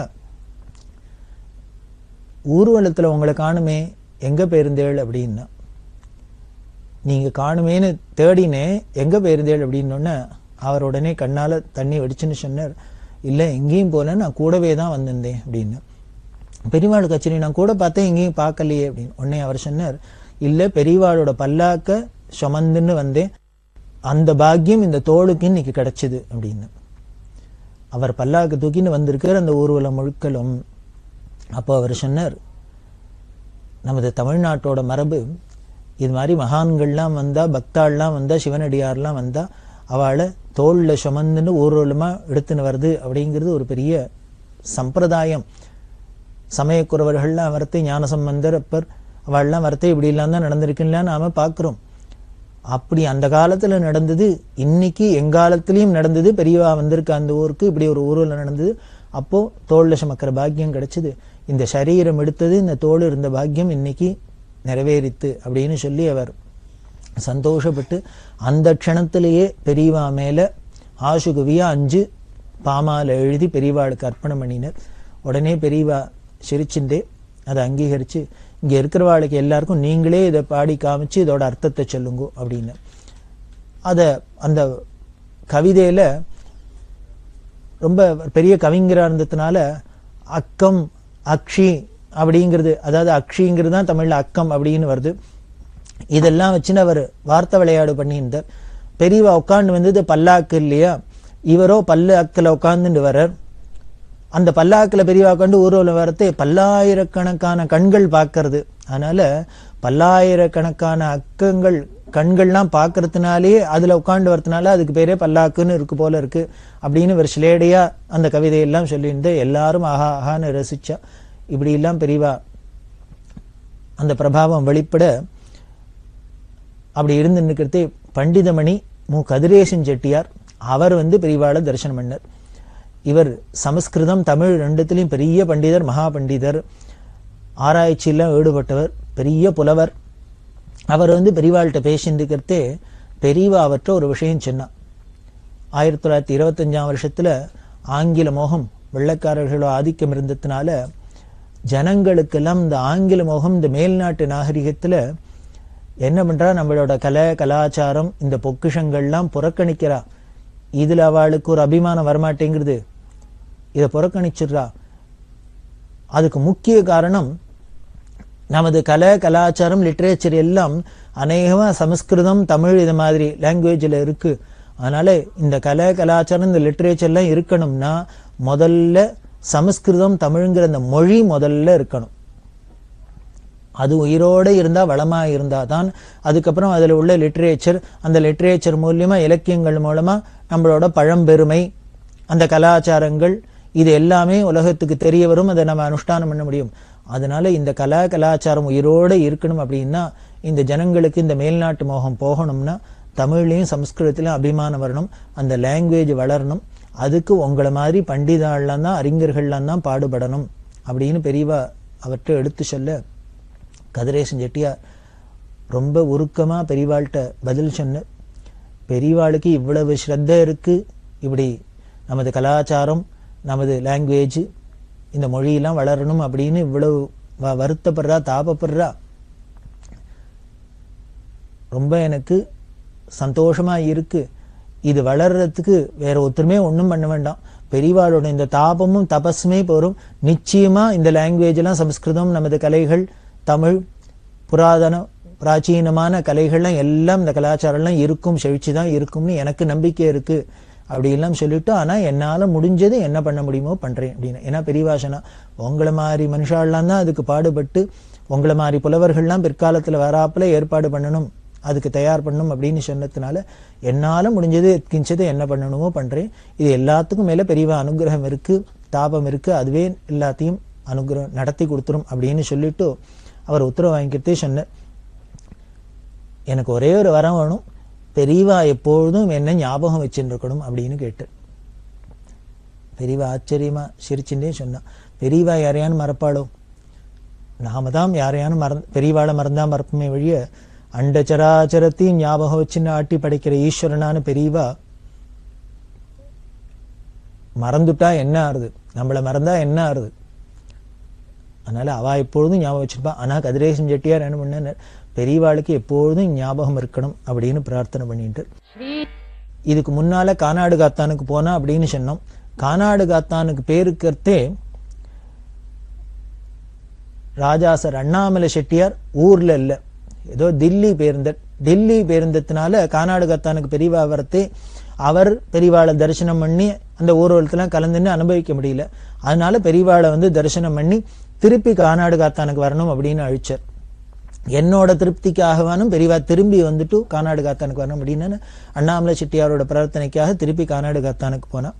அப்படி போய் இருக்கிறதே அண்ணாமலை செட்டியார் அவருக்கு உண்டான முறைப்படி ரொம்ப வெகு விமரிசையா பட்ன பிரவேசம் எல்லாம் பண்ணி உபச்சாரங்கள்லாம் பண்ணி எல்லாம் பண்ணினர்.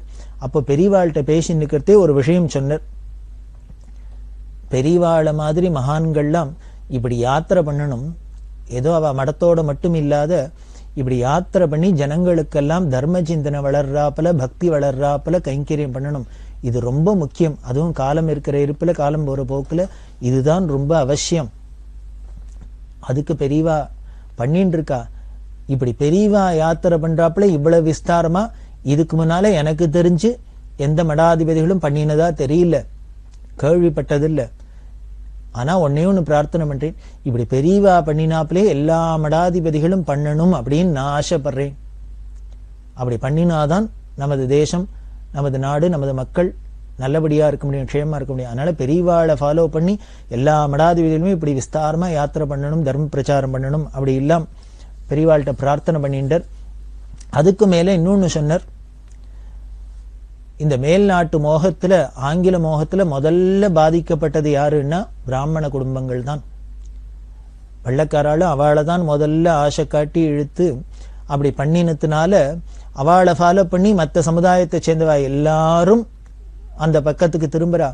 அதனால என்ன பண்ணும் அப்படின்னா, இவாளுக்கு இந்த பிராமணாளுக்கு முதல்ல இந்த ஆங்கில மோகம் மேல்நாட்டு மோகம் போறாப்பல பெரியவா தான் அதுக்கு வழி சொல்லணும் அப்படின்லாம் சொல்லிட்டு, அதே மாதிரி பிராமண சமுதாயத்துல வரதட்சணைங்கிறது ஒரு பெரிய கஷ்டமா இருக்கு. பெண்களுக்கு காலாகாலத்துல கல்யாணம் ஆக முடியாதபடிக்கு இந்த வரதட்சணை ஒரு கொடுமையா இருக்கு. அந்த ஏழ்மையா இருக்கிறவாளாலே எப்படி வரதட்சணை எல்லாம் கொடுத்து சீரசனத்தையோட கல்யாணம் பண்ண முடியும்? இது ஒரு பெரிய லயபிலிட்டியா இருக்கிறதுனாலே பல குழந்தைகள்லாம் கல்யாணமாகாத இருக்கு. இந்த பெண்களுக்கு காலாகாலத்துல கல்யாணம் ஆகலைன்னாலே நாட்டுல அந்த கலாச்சாரம் சீரழியறதுக்கு பலவிதமான தப்பு எல்லாம் நடக்கிறதுக்கு ஹேதுவாயிடும். இதுக்கெல்லாம் ஒரு வழி பண்ணணும் பெரியவா. அதுக்கு என்ன சொல்றாளோ அதை பிரச்சாரம் பண்றதுக்கோ இம்ப்ளிமெண்ட் பண்றதுக்கோ என்ன செலவானாலும் பரவாயில்ல, அது அத்தனையும் நானே ஏத்துக்கிறேன், நான் பண்றேன் அப்படின்னு அண்ணாமலை செட்டியார் சொல்ல பெரியவா ரொம்ப அப்ரிஷியேட் பண்ணா. உங்களோட அந்த சமுதாய சிந்தனையும் அந்த தர்ம சிந்தனையும் ரொம்ப மனசுக்கு தொடராப்புல இருக்கு, எனக்கும் இந்த கவலையெல்லாம் இருக்கு. இதுக்கு அவசியம் காலம் வரும், காலம் வரத்தே அந்தந்த காலத்துல என்னென்ன பண்ணலாம்னு சொல்றேன். அப்போ நிச்சயம் உங்களை உபயோகப்படுத்திப்பேன். உங்களோட அட்வைஸ் எனக்கு, உங்களோட அறிவுரை, உங்களோட பிரார்த்தனை எனக்கு ரொம்ப உபயோகமா இருக்கும் அப்படின்னு சொல்ல அவர் திருப்தி அடைஞ்சார். பிற்காலத்துல பார்த்தீங்கன்னா பெரியவா வரதட்சணை வாங்கக்கூடாது அப்படிங்கிறது ரொம்ப ஸ்ட்ரிக்டா இருந்தா. கல்யாணம் அப்படின்னா சாஸ்திரம் என்ன சொல்றது அப்படின்னார், இந்த புள்ள வீட்டுக்காரனுக்கு பொன் வீட்டுல தௌரி கொடுக்கறதுங்கிறது நமது சாஸ்திர சம்மதம் இல்லை. தெய்வத்தின் குரல்ல பார்த்தீங்கன்னா வடகல சம்பிரதாயத்தை சேர்ந்தவர் நிகமாந்த தேசிகன் அப்படின்னு அவரோட சரித்திரத்திலேருந்து தெரியுது அப்படின்னு பெரியவா சொல்றா. இந்த நிகமாந்த தேசிகன்ட்ட என்ன பண்ணா, அவரை சர்வ தந்திர சுதந்திரர் அப்படின்னு ஒரு பட்ட பெயரோட இருந்தார். யாரா இருந்தாலுமே, மகானா இருந்தாலும் யாரா இருந்தாலும் அவளுக்கும் ஒரு எதிரின்னு ஒண்ணு இருப்பாளோ இல்லையோ, அவளை பிடிக்காதவாளும் இருப்பாளு. ஆனா நம்மகிட்ட பகவானுக்கே பிடிக்காத எத்தனை ராட்சஸெல்லாம் இருந்திருக்கா. அதனால இது உலகத்தோட சுவாவம், இயற்கை, பிரகிருதி, நேச்சர். அதனால இந்த வேதாந்த தேசிகனுக்கும் பிடிக்காதவா இருந்தா, இந்த சர்வதந்திர சுதந்திர அப்படின்னா அவர் ரொம்ப இண்டிபெண்டன்ட் அப்படின்னு அர்த்தம். யாரோட சகாயமும் அவருக்கு தேவையில்லை, எதுவா இருந்தாலும் தானே சாதிச்சுக்க கூடியவர் அப்படின்னு அர்த்தம். இப்படி ஒரு பேரை போட்டுனுக்காரே, ஒத்தரும் லட்சியம் இல்லைன்னு தானே இதுக்கு அர்த்தம் ஆயிடும் அப்படின்னு அவளாம் குதர்க்கமா அர்த்தம் பண்ணிட்டு, இவர் சர்வதந்திர சுதந்திரம் இல்லை, இவரும் யாரையோ டிபெண்ட் பண்ணுவார், யார்ட்டையானு போய் கையேந்துவர் அப்படின்னு இருக்கணும், அதை பண்ணி காமிக்கணும். அவர் போட்டுருக்க அந்த பட்டம் தப்புன்னு நிரூபணம் பண்ணும் அப்படிங்கிறதுனால இவரோட எதிரிலாம் என்ன பண்ணா, பரம முட்டாளா அஷடா ஒரு பையனை கொண்டு அவருக்கு சிஷ்யரா சேருன்னு அனுப்பினா. அந்த குழந்தை போய் இருந்து சிஷ்யரா இருந்து எல்லாம் பண்ணியிருந்தோம். அப்போ இவன் என்ன பண்ணினா, அவரோட நம்பிக்கை அடைஞ்சோன்னா எனக்கு கல்யாணம் பண்ணி வைங்கன்னு அவர்கிட்ட கேளு. அவரும் இன்சூரத்தி எடுத்து சாப்பிட்டு இருக்கார், கையில ஒண்ணும் இல்லை. அப்படி இருக்கிறவர் உனக்கு கல்யாணம் பண்ணணும்னா காசு பணம் வேண்டிருக்கும், அதுக்கு என்ன பண்ற, அப்ப யார்ட்டையானு தானே வந்து கடன் கேட்கணும், உதவி கேட்கணும். அப்படி பண்ணிட்டாருன்னா இவர் சர்வதந்திர சுதந்திரம் இல்லை, அடுத்த ஆளை போய் டிபெண்ட் பண்ணிட்டாருன்னு அர்த்தம் ஆயிடும். அதனால நாம நினைச்சபடி இது நடந்துரும், அவர் தோத்து போயிடுவார் அப்படிங்கிற பாவத்துல என்ன பண்ணா அனுப்பிச்சா. அந்த குழந்தை பாவம் வெகுளி வந்து இவர் கைங்கரியம் பண்ணா, கல்யாணம் பண்ணிவிட்டு எனக்கு கல்யாணம் பண்ணி வைங்கன்னா. அவர் சொன்னார், ஆஹா பண்ணி வைக்கிறேன்னு. பண்ணி வைக்கணும்னா காசு வேணும். இந்த இடத்துலதான் பெரியவா பிடிக்கிறா. நிகமாந்த தேசிகன் காலத்துல கூட ஒரு பிள்ளைக்கு கல்யாணம் ஆகணும்னா பொண்ணுக்கு வரதட்சணை கொடுத்து, வரன் பொண்ணுக்கு தட்சிணையை கொடுத்து செலவு பண்ணி கல்யாணம் பண்ணிட்டு இருக்கான்னு தெரியுது. அதுக்கப்புறம் தான் தலகீழ மாறி போயிடுத்து, பொண்ணு வீட்டிலேயே எல்லாம் செலவு பண்ணி கல்யாணம் பண்றதுங்கிறது வந்துடுத்தோ. தேசிகன் காலம் வரைக்கும் கூட பிள்ளை வீட்டுல இருக்கிறவாதான் கல்யாண செலவை பண்ணி பொண்ணை அழிச்சுன்னு வந்திருக்கா. ஏன்னா கிரகலட்சுமின்னா அழிச்சுன்னு வந்திருக்கான்னு தெரியுது அப்படின்னு இந்த கதையை சொல்றதே பெரியவா சொல்றா. அதனால நமக்கு சம்பிரதாயம் சாஸ்திர சம்மதம் இல்லை டௌரி வாங்குறது, வரதட்சணை வாங்குறது. அதனால கொடுக்க கூடாது, வாங்கக்கூடாது அப்படின்னா. இன்னும் அதுக்கு மேல கடுமையா என்ன பண்ணினா, அப்படி யாரானு வரதட்சணை வாங்கி கல்யாணம் பண்ணா என்னோட அனுகிரகத்துல இந்த கல்யாணம் நடக்கிறதுன்னு போடாதீங்க, என் பேரை போடாதீங்க. இப்படி வரதட்சணை வாங்கி பண்ற கல்யாணத்துக்கு என்னோட அனுகிரகம் இல்லை, அதனால என் பேரை போட வேண்டாம் அப்படின்னா. ஆனா நாம என்ன பண்ணுவோம்னர், பெரியவா போழ விட்டாலும் விடுவோமே வழிய வர பணத்தை விடுறதுக்கு நமக்கு அஜ்ஞானம், மனசு வரமாட்டேங்கிறது. அப்படி இருக்கக்கூடாது. ஏன்னா பெரியவா அனுகிரகத்து மேல, குரு கிருபைக்கு மேல, ஆச்சாரிய அனுகிரகத்துக்கு மேலேயா நம்ம சம்பாதிக்க வேண்டியது ஒண்ணு இருக்கு. அது வந்துடுத்துனாலே காமதேனு கல்ப விருட்சம், அது வந்துடுத்துனாலே மீதி எல்லாம் நமக்கு வந்துடும். இகத்துக்கா இருக்கட்டும் பரத்துக்காகட்டும் எதுக்கு வேணும்னாலே எல்லாம் கொட்டிடும். அதனால பெரியவா அனுகிரகம் தான் முக்கியம். அந்த வரதட்சணை வாங்கக்கூடாது அப்படிங்கிறது ரொம்ப ஸ்ட்ரிக்ட்.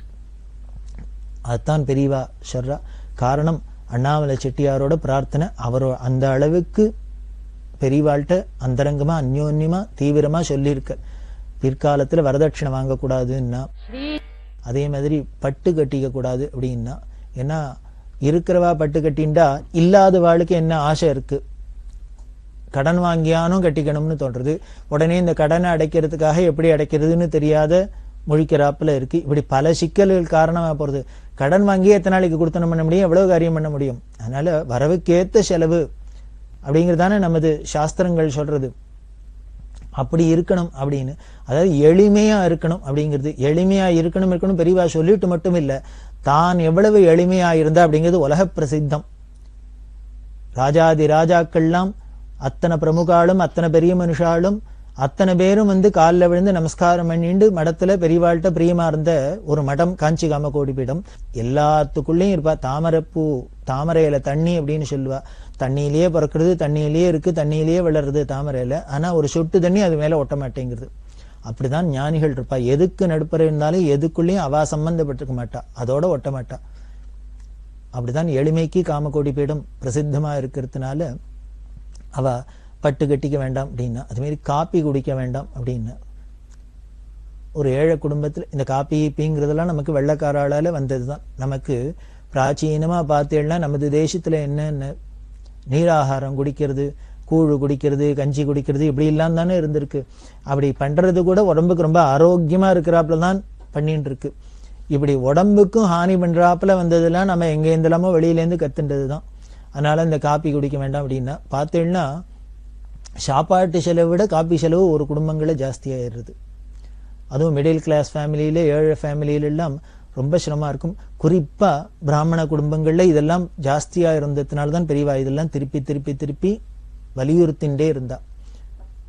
காப்பி குடிக்க கூடாது, வரதட்சணை வாங்க கூடாது, பட்டு கட்டிக்க கூடாது, ஆடம்பரம் கூடாது. கல்யாணம் அப்படின்னா எளிமையா இருக்கணும், எவ்வளவுக்கு எவ்வளவு சிம்பிளா பண்ண முடியுமோ அவ்வளவுக்கு எவ்வளவு சிம்பிளா பண்ணணும் அப்படின்லாம் ஆசைப்பட்டா. அதுக்கெல்லாம் காரணம் இப்படி பின்னால பெரியவா இத்தனையும் உபதேசம் பண்ணி வலியுறுத்தி இவ்வளவு சொன்னதுக்கு காரணம் அன்னைக்கு அண்ணாமலை செட்டியாரோட பிரார்த்தனை. அப்படிதான் இருக்க காங்கிரஸ் தலைவர் சத்யமூர்த்தி, டாக்டர் யு ராமாராவ் இவாள்லாம் பெரியவாளை தரிசனம் பண்ணிண்டா. என்ன அப்படின்னா, சட்டசபை தேர்தலில் காங்கிரஸ் நிற்க போறது, அதனால அதுல ஜெயிச்சு வரத்துக்கு பெரியவா அனுகிரகத்தை பிரார்த்தனை பண்ணி சத்யமூர்த்தி ராமாராவெல்லாம் பிரார்த்தனை பண்ணினா. அப்ப சொல்றதே பெரியவா சொன்னா, நான் அனுகிரகம் பண்றதை பத்தி தடையில்ல, லோகக்ஷேமமா இருக்கிறதுக்கு பண்றதுக்கு ஆசீர்வாதம் பண்றதுக்கு காத்துன்னு இருக்கேன். ஆனா தேர்தல்ல நிக்கிறவாளுக்கு சில அறிவுரைகள்லாம் முக்கியமா இருக்கு. அதுல முக்கியமா சொல்றேன், நான் அனுகிரகம் பண்ணினதுனால ஜெயிச்சிட முடியாது. முதல்ல ஜனங்கள்கிட்ட நம்பிக்கைக்கு பாத்திரமாகணும். வேட்பாளரா இருக்கிறவா ஜனங்களோட நம்பிக்கைக்கு பாத்திரமா இருக்கணும். ஜனங்களோட நம்பிக்கைக்கு பாத்திரமாகணும்னா எப்படி இருக்க முடியும்? அவளோட சுய வாழ்க்கையில நேர்மையாயிருந்து நல்லவாளா இருந்தால்தான் ஜனங்கள்கிட்ட நம்பிக்கையை சம்பாதிக்க முடியும். அதனால அது முக்கியம் அப்படின்னு சொல்லிட்டு வேட்பாளர்லாம் என்ன சங்கல்பம் பண்ணிக்கணும்னா, தன்னோட சுயநலம் இல்லாத ஜனங்களுக்கு சேவை தான் பண்ணுவேன், தன்னோட சுயநலத்தை பார்க்காத ஜனங்களுக்கு சேவை பண்ணுவேன் அப்படிங்கறத ஒரு சங்கல்பமா எடுத்துட்டு தேர்தலில் போட்டியிடணும், வேட்பாளரா நிக்கணும். அப்படி நின்னாலே போரும், தானே ஜெயிச்சுடலாம் அப்படின்லாம் அவளுக்கு வலியுறுத்தி அட்வைஸ் பண்ண, அவளும் இதெல்லாம் ரொம்ப தாரக மந்திரம் மாதிரி நாங்க வச்சுக்கிறோம், முடிஞ்ச மட்டும் கூடுமான மட்டும் இதெல்லாம் நாங்க ஃபாலோ பண்றோம், வலியுறுத்துறோம் அப்படி இல்லாம அவ சொன்னா. இது சொல்றது 1925 வருஷம் 26 வருஷம். இப்ப நினைச்சு பாருங்க, 1926 வாக்கிலே பெரியவா ஒரு வேட்பாளர் எப்படி இருக்கணும், ஜனங்களோட நம்பிக்கை அடையணும், நேர்மையா இருக்கணும், இதே சங்கல்பமா இருக்கணும்னு அட்வைஸ் பண்றான்னா இன்றைய காலகட்டத்துக்கு எவ்வளவு பொருத்தமா இருக்கு. பின்னால இப்படி எல்லாம் வரப்போறதுங்கிறதுக்காக தான் போல இருக்கு அன்னைக்கே முதல்ல வேட்பாளரா சட்டசபை தேர்தலில் நிக்க போறோங்கிறதையே முதல் எலெக்ஷன்லயே பெரியவா இவ்வளவு சொல்லியிருக்கா. அதான் தீர்க்க தரிசனம்ங்கிறது போல இருக்கு. அப்படி இருந்தா ராயவரம்ங்கிற இடத்துல இருந்தா, ராயவரத்தில் இருக்கிறதே தான் ஹிந்து பத்திரிகை அதிபர் ரங்கசுவாமி இங்க தரிசனம் பண்ணிட்டார். அப்போ தஞ்சாவூர் சூரியநாராயணையர் அவள்லாம் வந்திருந்தா. இவ ரெண்டு பேரும் எதுக்காக வந்தான்னா, காந்தியடிகளோட இந்த சுதந்திர போராட்டத்துல இவெல்லாம் ரொம்ப தீவிரமா ஈடுபட்டிருந்தா. அதை பத்தி காந்தியடிகள் சில விஷயங்கள்லாம் பெரியவாள்கிட்ட வரமாறிட்டு அதுக்கு உண்டான பெரியவாளோட அட்வைஸ் எல்லாம் கேட்டுன்னு வர சொன்னார். அப்படிங்கிறதுக்காக ரங்கசுவாமி இங்கர் இவாள்லாம் வந்திருந்தா. அப்போ வந்திருக்கிறதே பெரியவா அதுக்கு உண்டான தக்க பதிலெல்லாம் சொல்லி அட்வைஸ் எல்லாம் பண்ணி எல்லாம் பண்ணினா இதெல்லாம் ரொம்ப உபயோகமா இருக்கும், எங்களுக்கெல்லாம் பெரிய வரப்பிரசாதம் அப்படிலாம் சொல்லிட்டு போனா. அப்படி போறதே ரங்கசுவாமி எங்கிட்ட பெரியவா சொன்னா, பத்திரிக்கை நடத்தின்னுக்கள். ஏன்னா அந்த காலத்துல ஹிந்துங்கிறது பெரிய பிரபலமான பத்திரிக்கை. பத்திரிக்கை நடத்துறவாளுக்கு ஒரு முக்கியமான குறிக்கோள் இருக்கணும். ஒரு பத்திரிகைங்கிறது ஒரு கமர்ஷியல் ஆஸ்பெக்ட்ல அது பார்க்க வேண்டியதான், வியாபார நோக்கம் இருக்கிறது தான், அதை தப்புன்னு சொல்லல. ஆனா இந்த வியாபார நோக்கத்துக்காக அடிப்படையா அந்த பேசிக் தர்மத்திலேருந்து நாம விலகிடக்கூடாது. அந்த அடிப்படை தர்மத்தில் இருக்கணும். நல்லது கெட்டதோ எதுவா இருந்தாலும் யாருக்கும் பயப்படாத தைரியமா அதை எடுத்து சொல்றது அப்படிங்கிற ஒரு அந்த நியாயம் இருக்கணும், திருதி இருக்கணும். அது பத்திரிகைக்காரர்களுக்கு ரொம்ப அவசியம். அப்படின்னா எப்படி ஒரு ஜேர்னல் இருக்கணும், ஜேர்னலிஸ்ட் இருக்கணும், ஜேர்னலிசம் இருக்கணும் அப்படிங்கிறதுக்கெல்லாம் ரொம்ப ரங்கசுவாமி எங்கிட்ட பெரியவா அட்வைஸ் பண்ணிட்டு, அதே மாதிரி ஜனங்களுக்கு பக்தி இருக்கணும், பக்தி வளரணும். இதெல்லாம் நீங்க ஜனங்களுக்கு வராப்புல பத்திரிகை நடத்தணும் அப்படின்னு சொல்ல அவர் ரொம்ப சந்தோஷப்பட்டு அப்படியே பண்றதுக்கு முயற்சி பண்ணோம், அப்படியே பண்றதுக்கு முயற்சி பண்றோம். பெரியவா எங்களுக்கு இப்படி சொன்னபடியெல்லாம் நாங்க நடக்கிறாப்புல பெரியவா அனுகிரகம் பண்ணணும், பெரியவாளே தான் அனுகிரகம் பண்ணணும் அப்படின்னு பிரார்த்தனை பண்ணிட்டு அப்படி இருக்கிறதே கரம்பக்குடிங்கிற இடத்துக்கு வந்தா.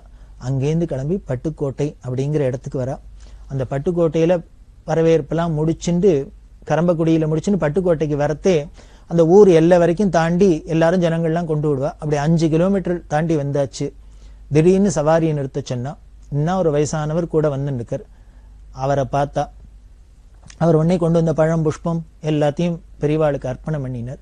எந்த ஊர்னா கரம்பக்குடின்னா, அங்கேயே இருந்து என்ன பார்த்துருக்கலாமே அப்படின்னு சொன்னா, அங்க பார்த்தேன் பெரியவாளை ஏகாந்தமா தனிமையில பார்த்து தரிசனம் பண்ணணும் அப்படிங்கிறதுக்காக தான் கூட வந்தேன், அங்க கூட்டமா இருந்ததுனால அப்படின்னு சொல்லி தான் பெரியவா மேல எழுதின கவிதையெல்லாம் பெரியவாள்கிட்ட பாடி காமிச்சார்.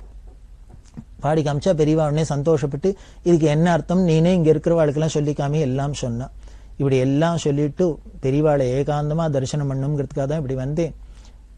இவரும் என்ன சொன்னார், எப்பொழுதும் எனக்கு பெரியவா நினைப்பு இருக்கணும், பெரியவாளுக்கு எப்பொழுதும் என் ஞாபகம் இருக்கணும் அப்படின்னு பிரார்த்தனை பண்ணிட்டார். இப்படி சொன்னவர் வேற யாரும் இல்லை, ஒரு இஸ்லாமியர். அவர் பெரியவாள்கிட்ட சொன்னார், எங்க மதத்துல கடவுளுக்கு உருவம் சொல்லல, ஆனா நான் இப்ப சொல்றேன் கடவுளுக்கு அல்லாஹ்க்கு உருவம் எப்படி இருக்குன்னா இதுதான் இப்ப கண்ணால பாக்குறேன் அப்படின்னு. அல்லாஹ்க்கு உருவம் பழுத்த இஸ்லாமியர் எப்படி இருக்கும்னு சொல்றாரு, காஷாய தண்டத்தோட இப்படி சந்நியாச ரூபத்துல இருக்கும் அப்படின்னு ஒரு இஸ்லாமியர் சொல்றார். பழுத்த இஸ்லாமியர் சொல்றாருன்னா இது எவ்வளவு சத்தியமா இருக்கணும். இப்படி எந்த ஊருக்கு போனாலும் யாரு பார்த்தாலும் அவ எந்த மதத்தை பார்த்தாலும் தங்களோட ஈஸ்வரனா பார்த்துதான் பெரியவாளோட அது பரபிரம்மங்கிறதுக்கு சாட்சின்னு சொல்லி அந்த பெரியவாளோட பிரபாவத்தை இன்னும் தொடர்ந்து மேலும் மேலும் பார்ப்போம். பெரியவா சரணம். இந்நிகழ்ச்சியின் அடுத்த பகுதி நாளை மாலை இதே நேரத்தில் ஒளிபரப்பாகும். பெரியவா சரணம். பெரியவா சரணம். அடுத்த நிகழ்ச்சி திருவாசக இன்னிசை. வழங்குபவர் ஸ்ரீ சத்குருநாத தேசிகர் அவர்கள். பெரியவா சரணம். திருச்சிற்றம்பலம். கீர்த்தி திருவகவல். தில்லை மூதூர் ஆடிய திருவடி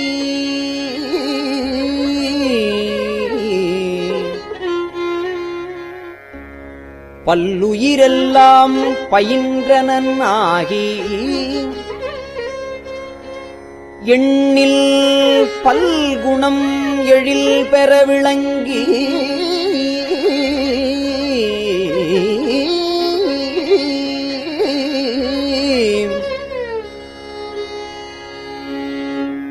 மண்ணும் விண்ணும் வானோர் உலகும்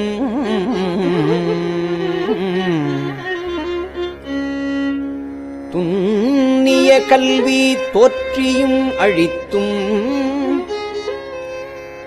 என்னுடையிருளை ஏறத் துறந்தும்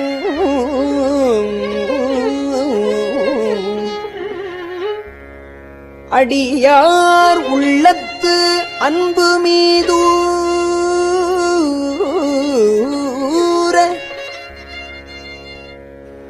குடியா கொண்ட கொள்கையும் சிறப்பும் மன்னு மாமலை மகேந்திரம் அதனில் சொன்ன ஆகமம் தோற்றுவித்து அருளியும்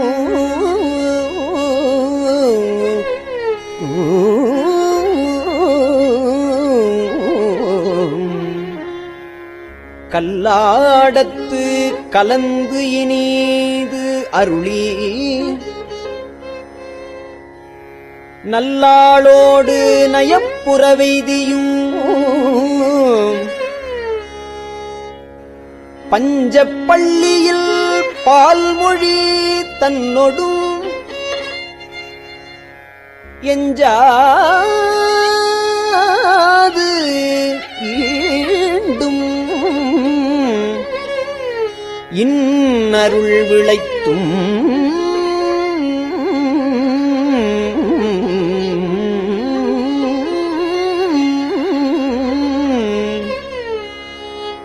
கிராத வேடமொடு கிஞ்சுகவாயவள் விராவு கொங்கை நல் தடம் படிந்தும்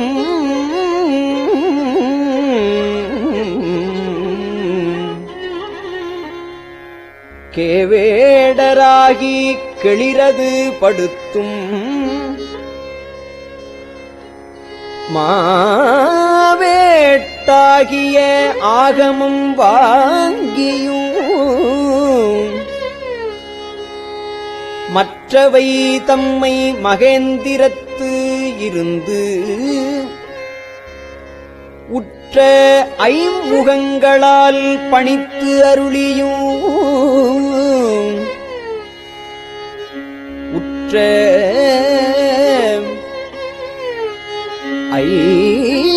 ஐமுகங்களால் பணித்து அருளியும்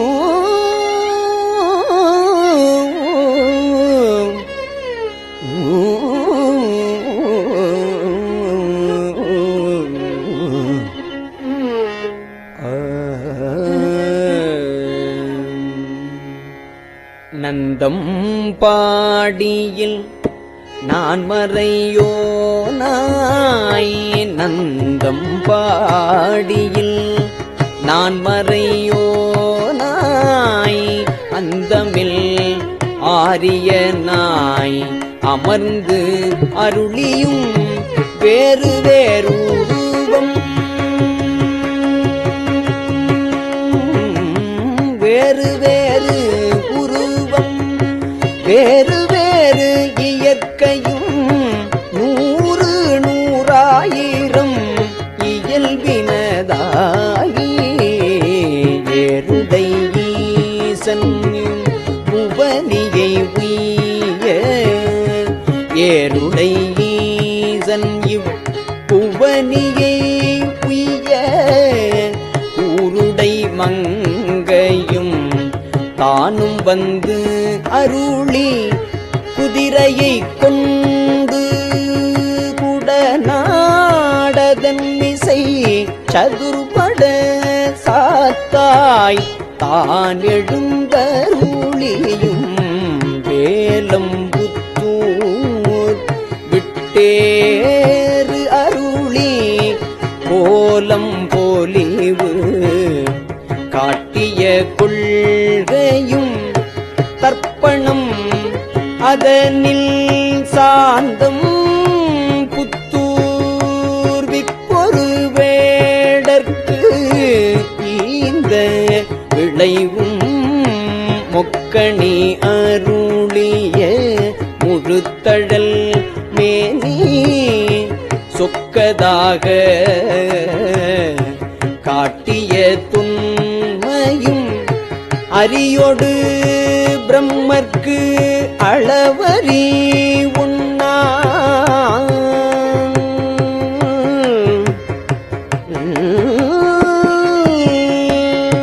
நரியை குதிரை ஆக்கிய நன்மையும் ஆண்டு கொண்டு அருள அழகுரு திருவடி பாண்டியன் தனக்கு பரிமாவிற்று ஈண்டு கனகம் இசையப் பெறா அது ஆண்டான் எங்கோன் அருள் வழி இருப்ப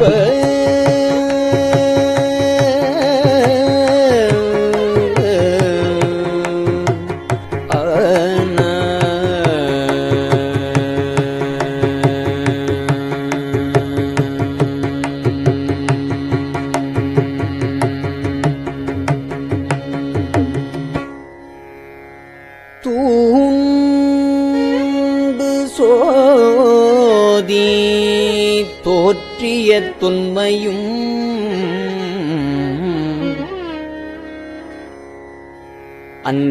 அந்தணனாகி ஆண்டு கொண்டு அருளி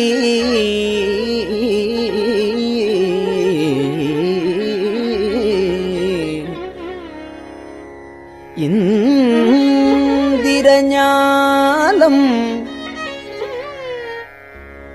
காட்டிய இயல்பும்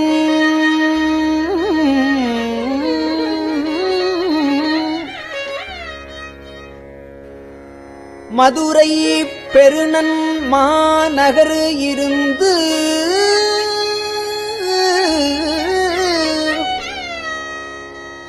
குதிரைச் சேவகனாகிய கொள்கையும் ஆங்கு அது தன்னில் அடியவட்காக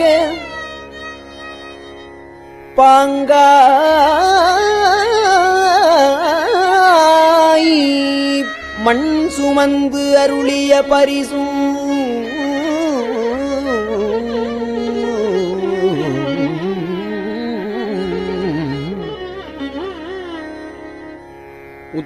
உத்தரகோசமங்கையுள் இருந்து வித்தக வேடம் காட்டிய இயல்பும் பூவணம் அதனில் பொலிந்து இருந்து அருளி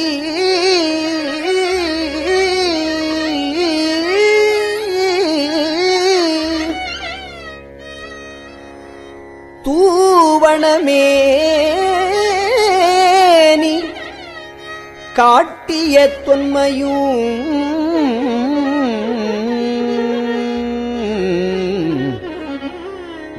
வாத ஊரினில் வந்து இனிது அருளி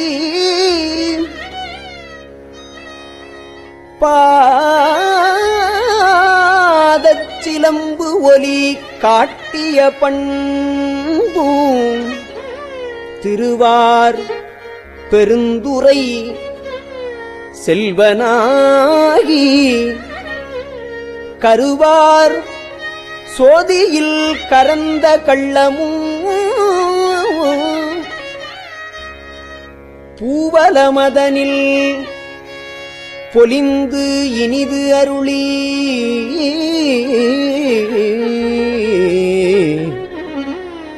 பாவநாசம் ஆக்கிய பரிசும் தண்ணீர் பந்தற் சயம் பெற வைத்து நன்னீர் சேவகன் ஆகிய நன்மையும்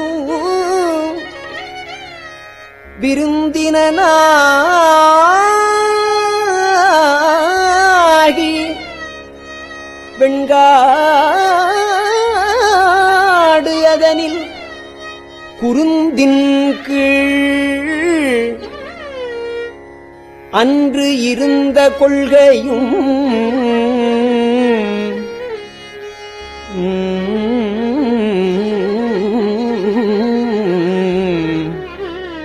பட்டமங்கையில் பாங்காயிருந்து அங்கு அட்டமா சித்தி அருளியதுவும்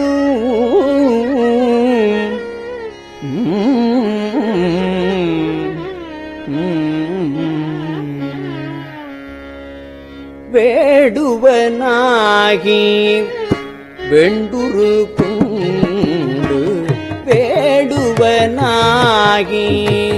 வேண்டுரு கொண்டு காடது தன்னில் கரந்த கள்ளமும் மெய் காட்டிட்டு வேண்டுரு கொண்டு தக்கான் ஒருவன் ஆகிய தன்மையும் ஓரி ஊரின் உகந்தினிதருளி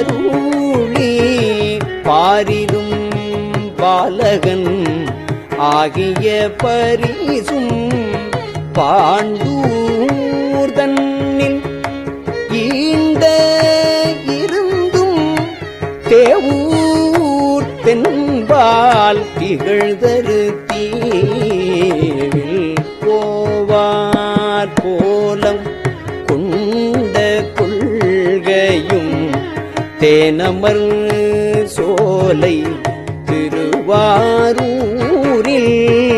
ஞானம் தன்னை நல்கிய நன்மையும் இடைமருது அதனில் ஈண்ட இருந்து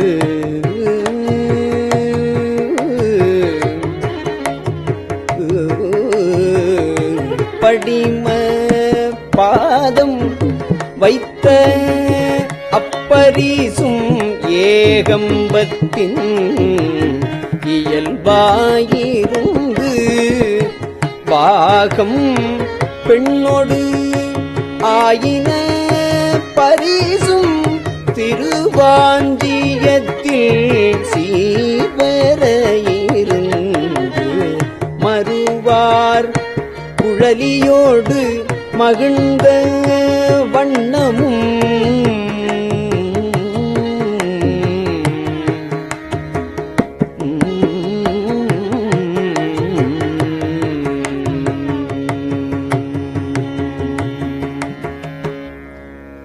திருச்சிற்றம்பலம்.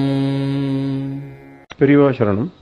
இந்நிகழ்ச்சியின் அடுத்த பகுதி நாளை மாலை இதே நேரத்தில் ஒளிபரப்பாகும். பெரியவா சரணம். பெரியவா சரணம். பெரியவா வானொலியின் இன்றைய நிகழ்ச்சிகளின் நிறைவாக திருப்பொன்னூசல் வழங்குபவர் சத்குருநாத தேசிகர் அவர்கள். பெரியவா சரணம். திருச்சிற்றம்பலம். திரு பொன்னூசல். மூன்றங்கிலங்கு நயனத்தன் மூவாத பாந்தங்கு தேவர்களும் காணாமலர் அடிகள் தேன் தங்கு தித்தித்து அமுதூரி தான் தெளிந்தங்கு ஊந்தங்கு நின்றூருக்கும் உத்தர கோசமங்கை போந்தங்கு இடை மருது பாடி குலை மஞ்சை போன்றங்கு அனநடையீர் பொன்னூசலாடாமோ போன்றங்கு அனநடையீர் பொன்னூசலாடாமோ.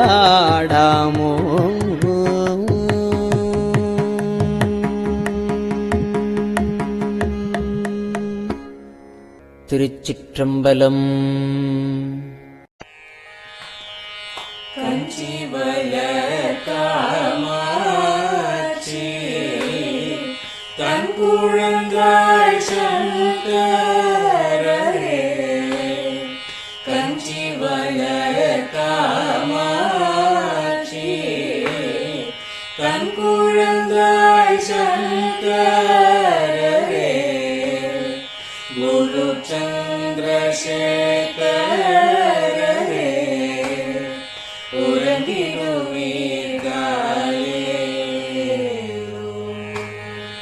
உறங்கிடுவீர்களே.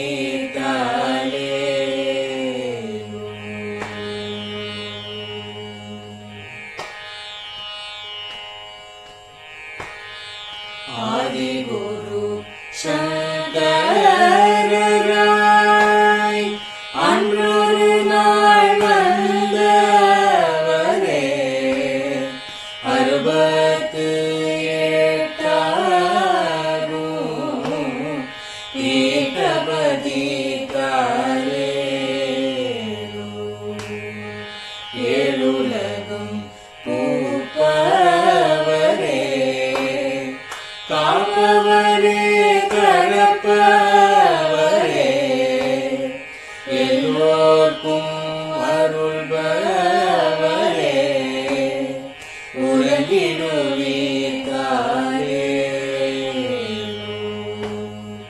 அயனுடனே மாலவனோ தேடிய பொற்பதத்தவரே. அருமறைகள் சாற்றும் முயல் மலர்பதமே காலே.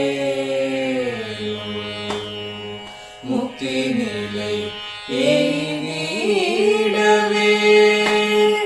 சக்தி தரும் சத்குருவே.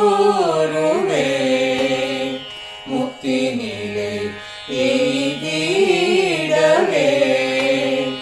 சக்தி தரும் சத்குருவே. நித்தமெங்கள் நாவீசையில் நித்திரை கொள்தாயே. நித்தமெங்கள் நாவீசையில் நித்திரை கொள்தாயே. நித்தமெங்கள் நாவீசையில் நித்திரை கொள்தாயே.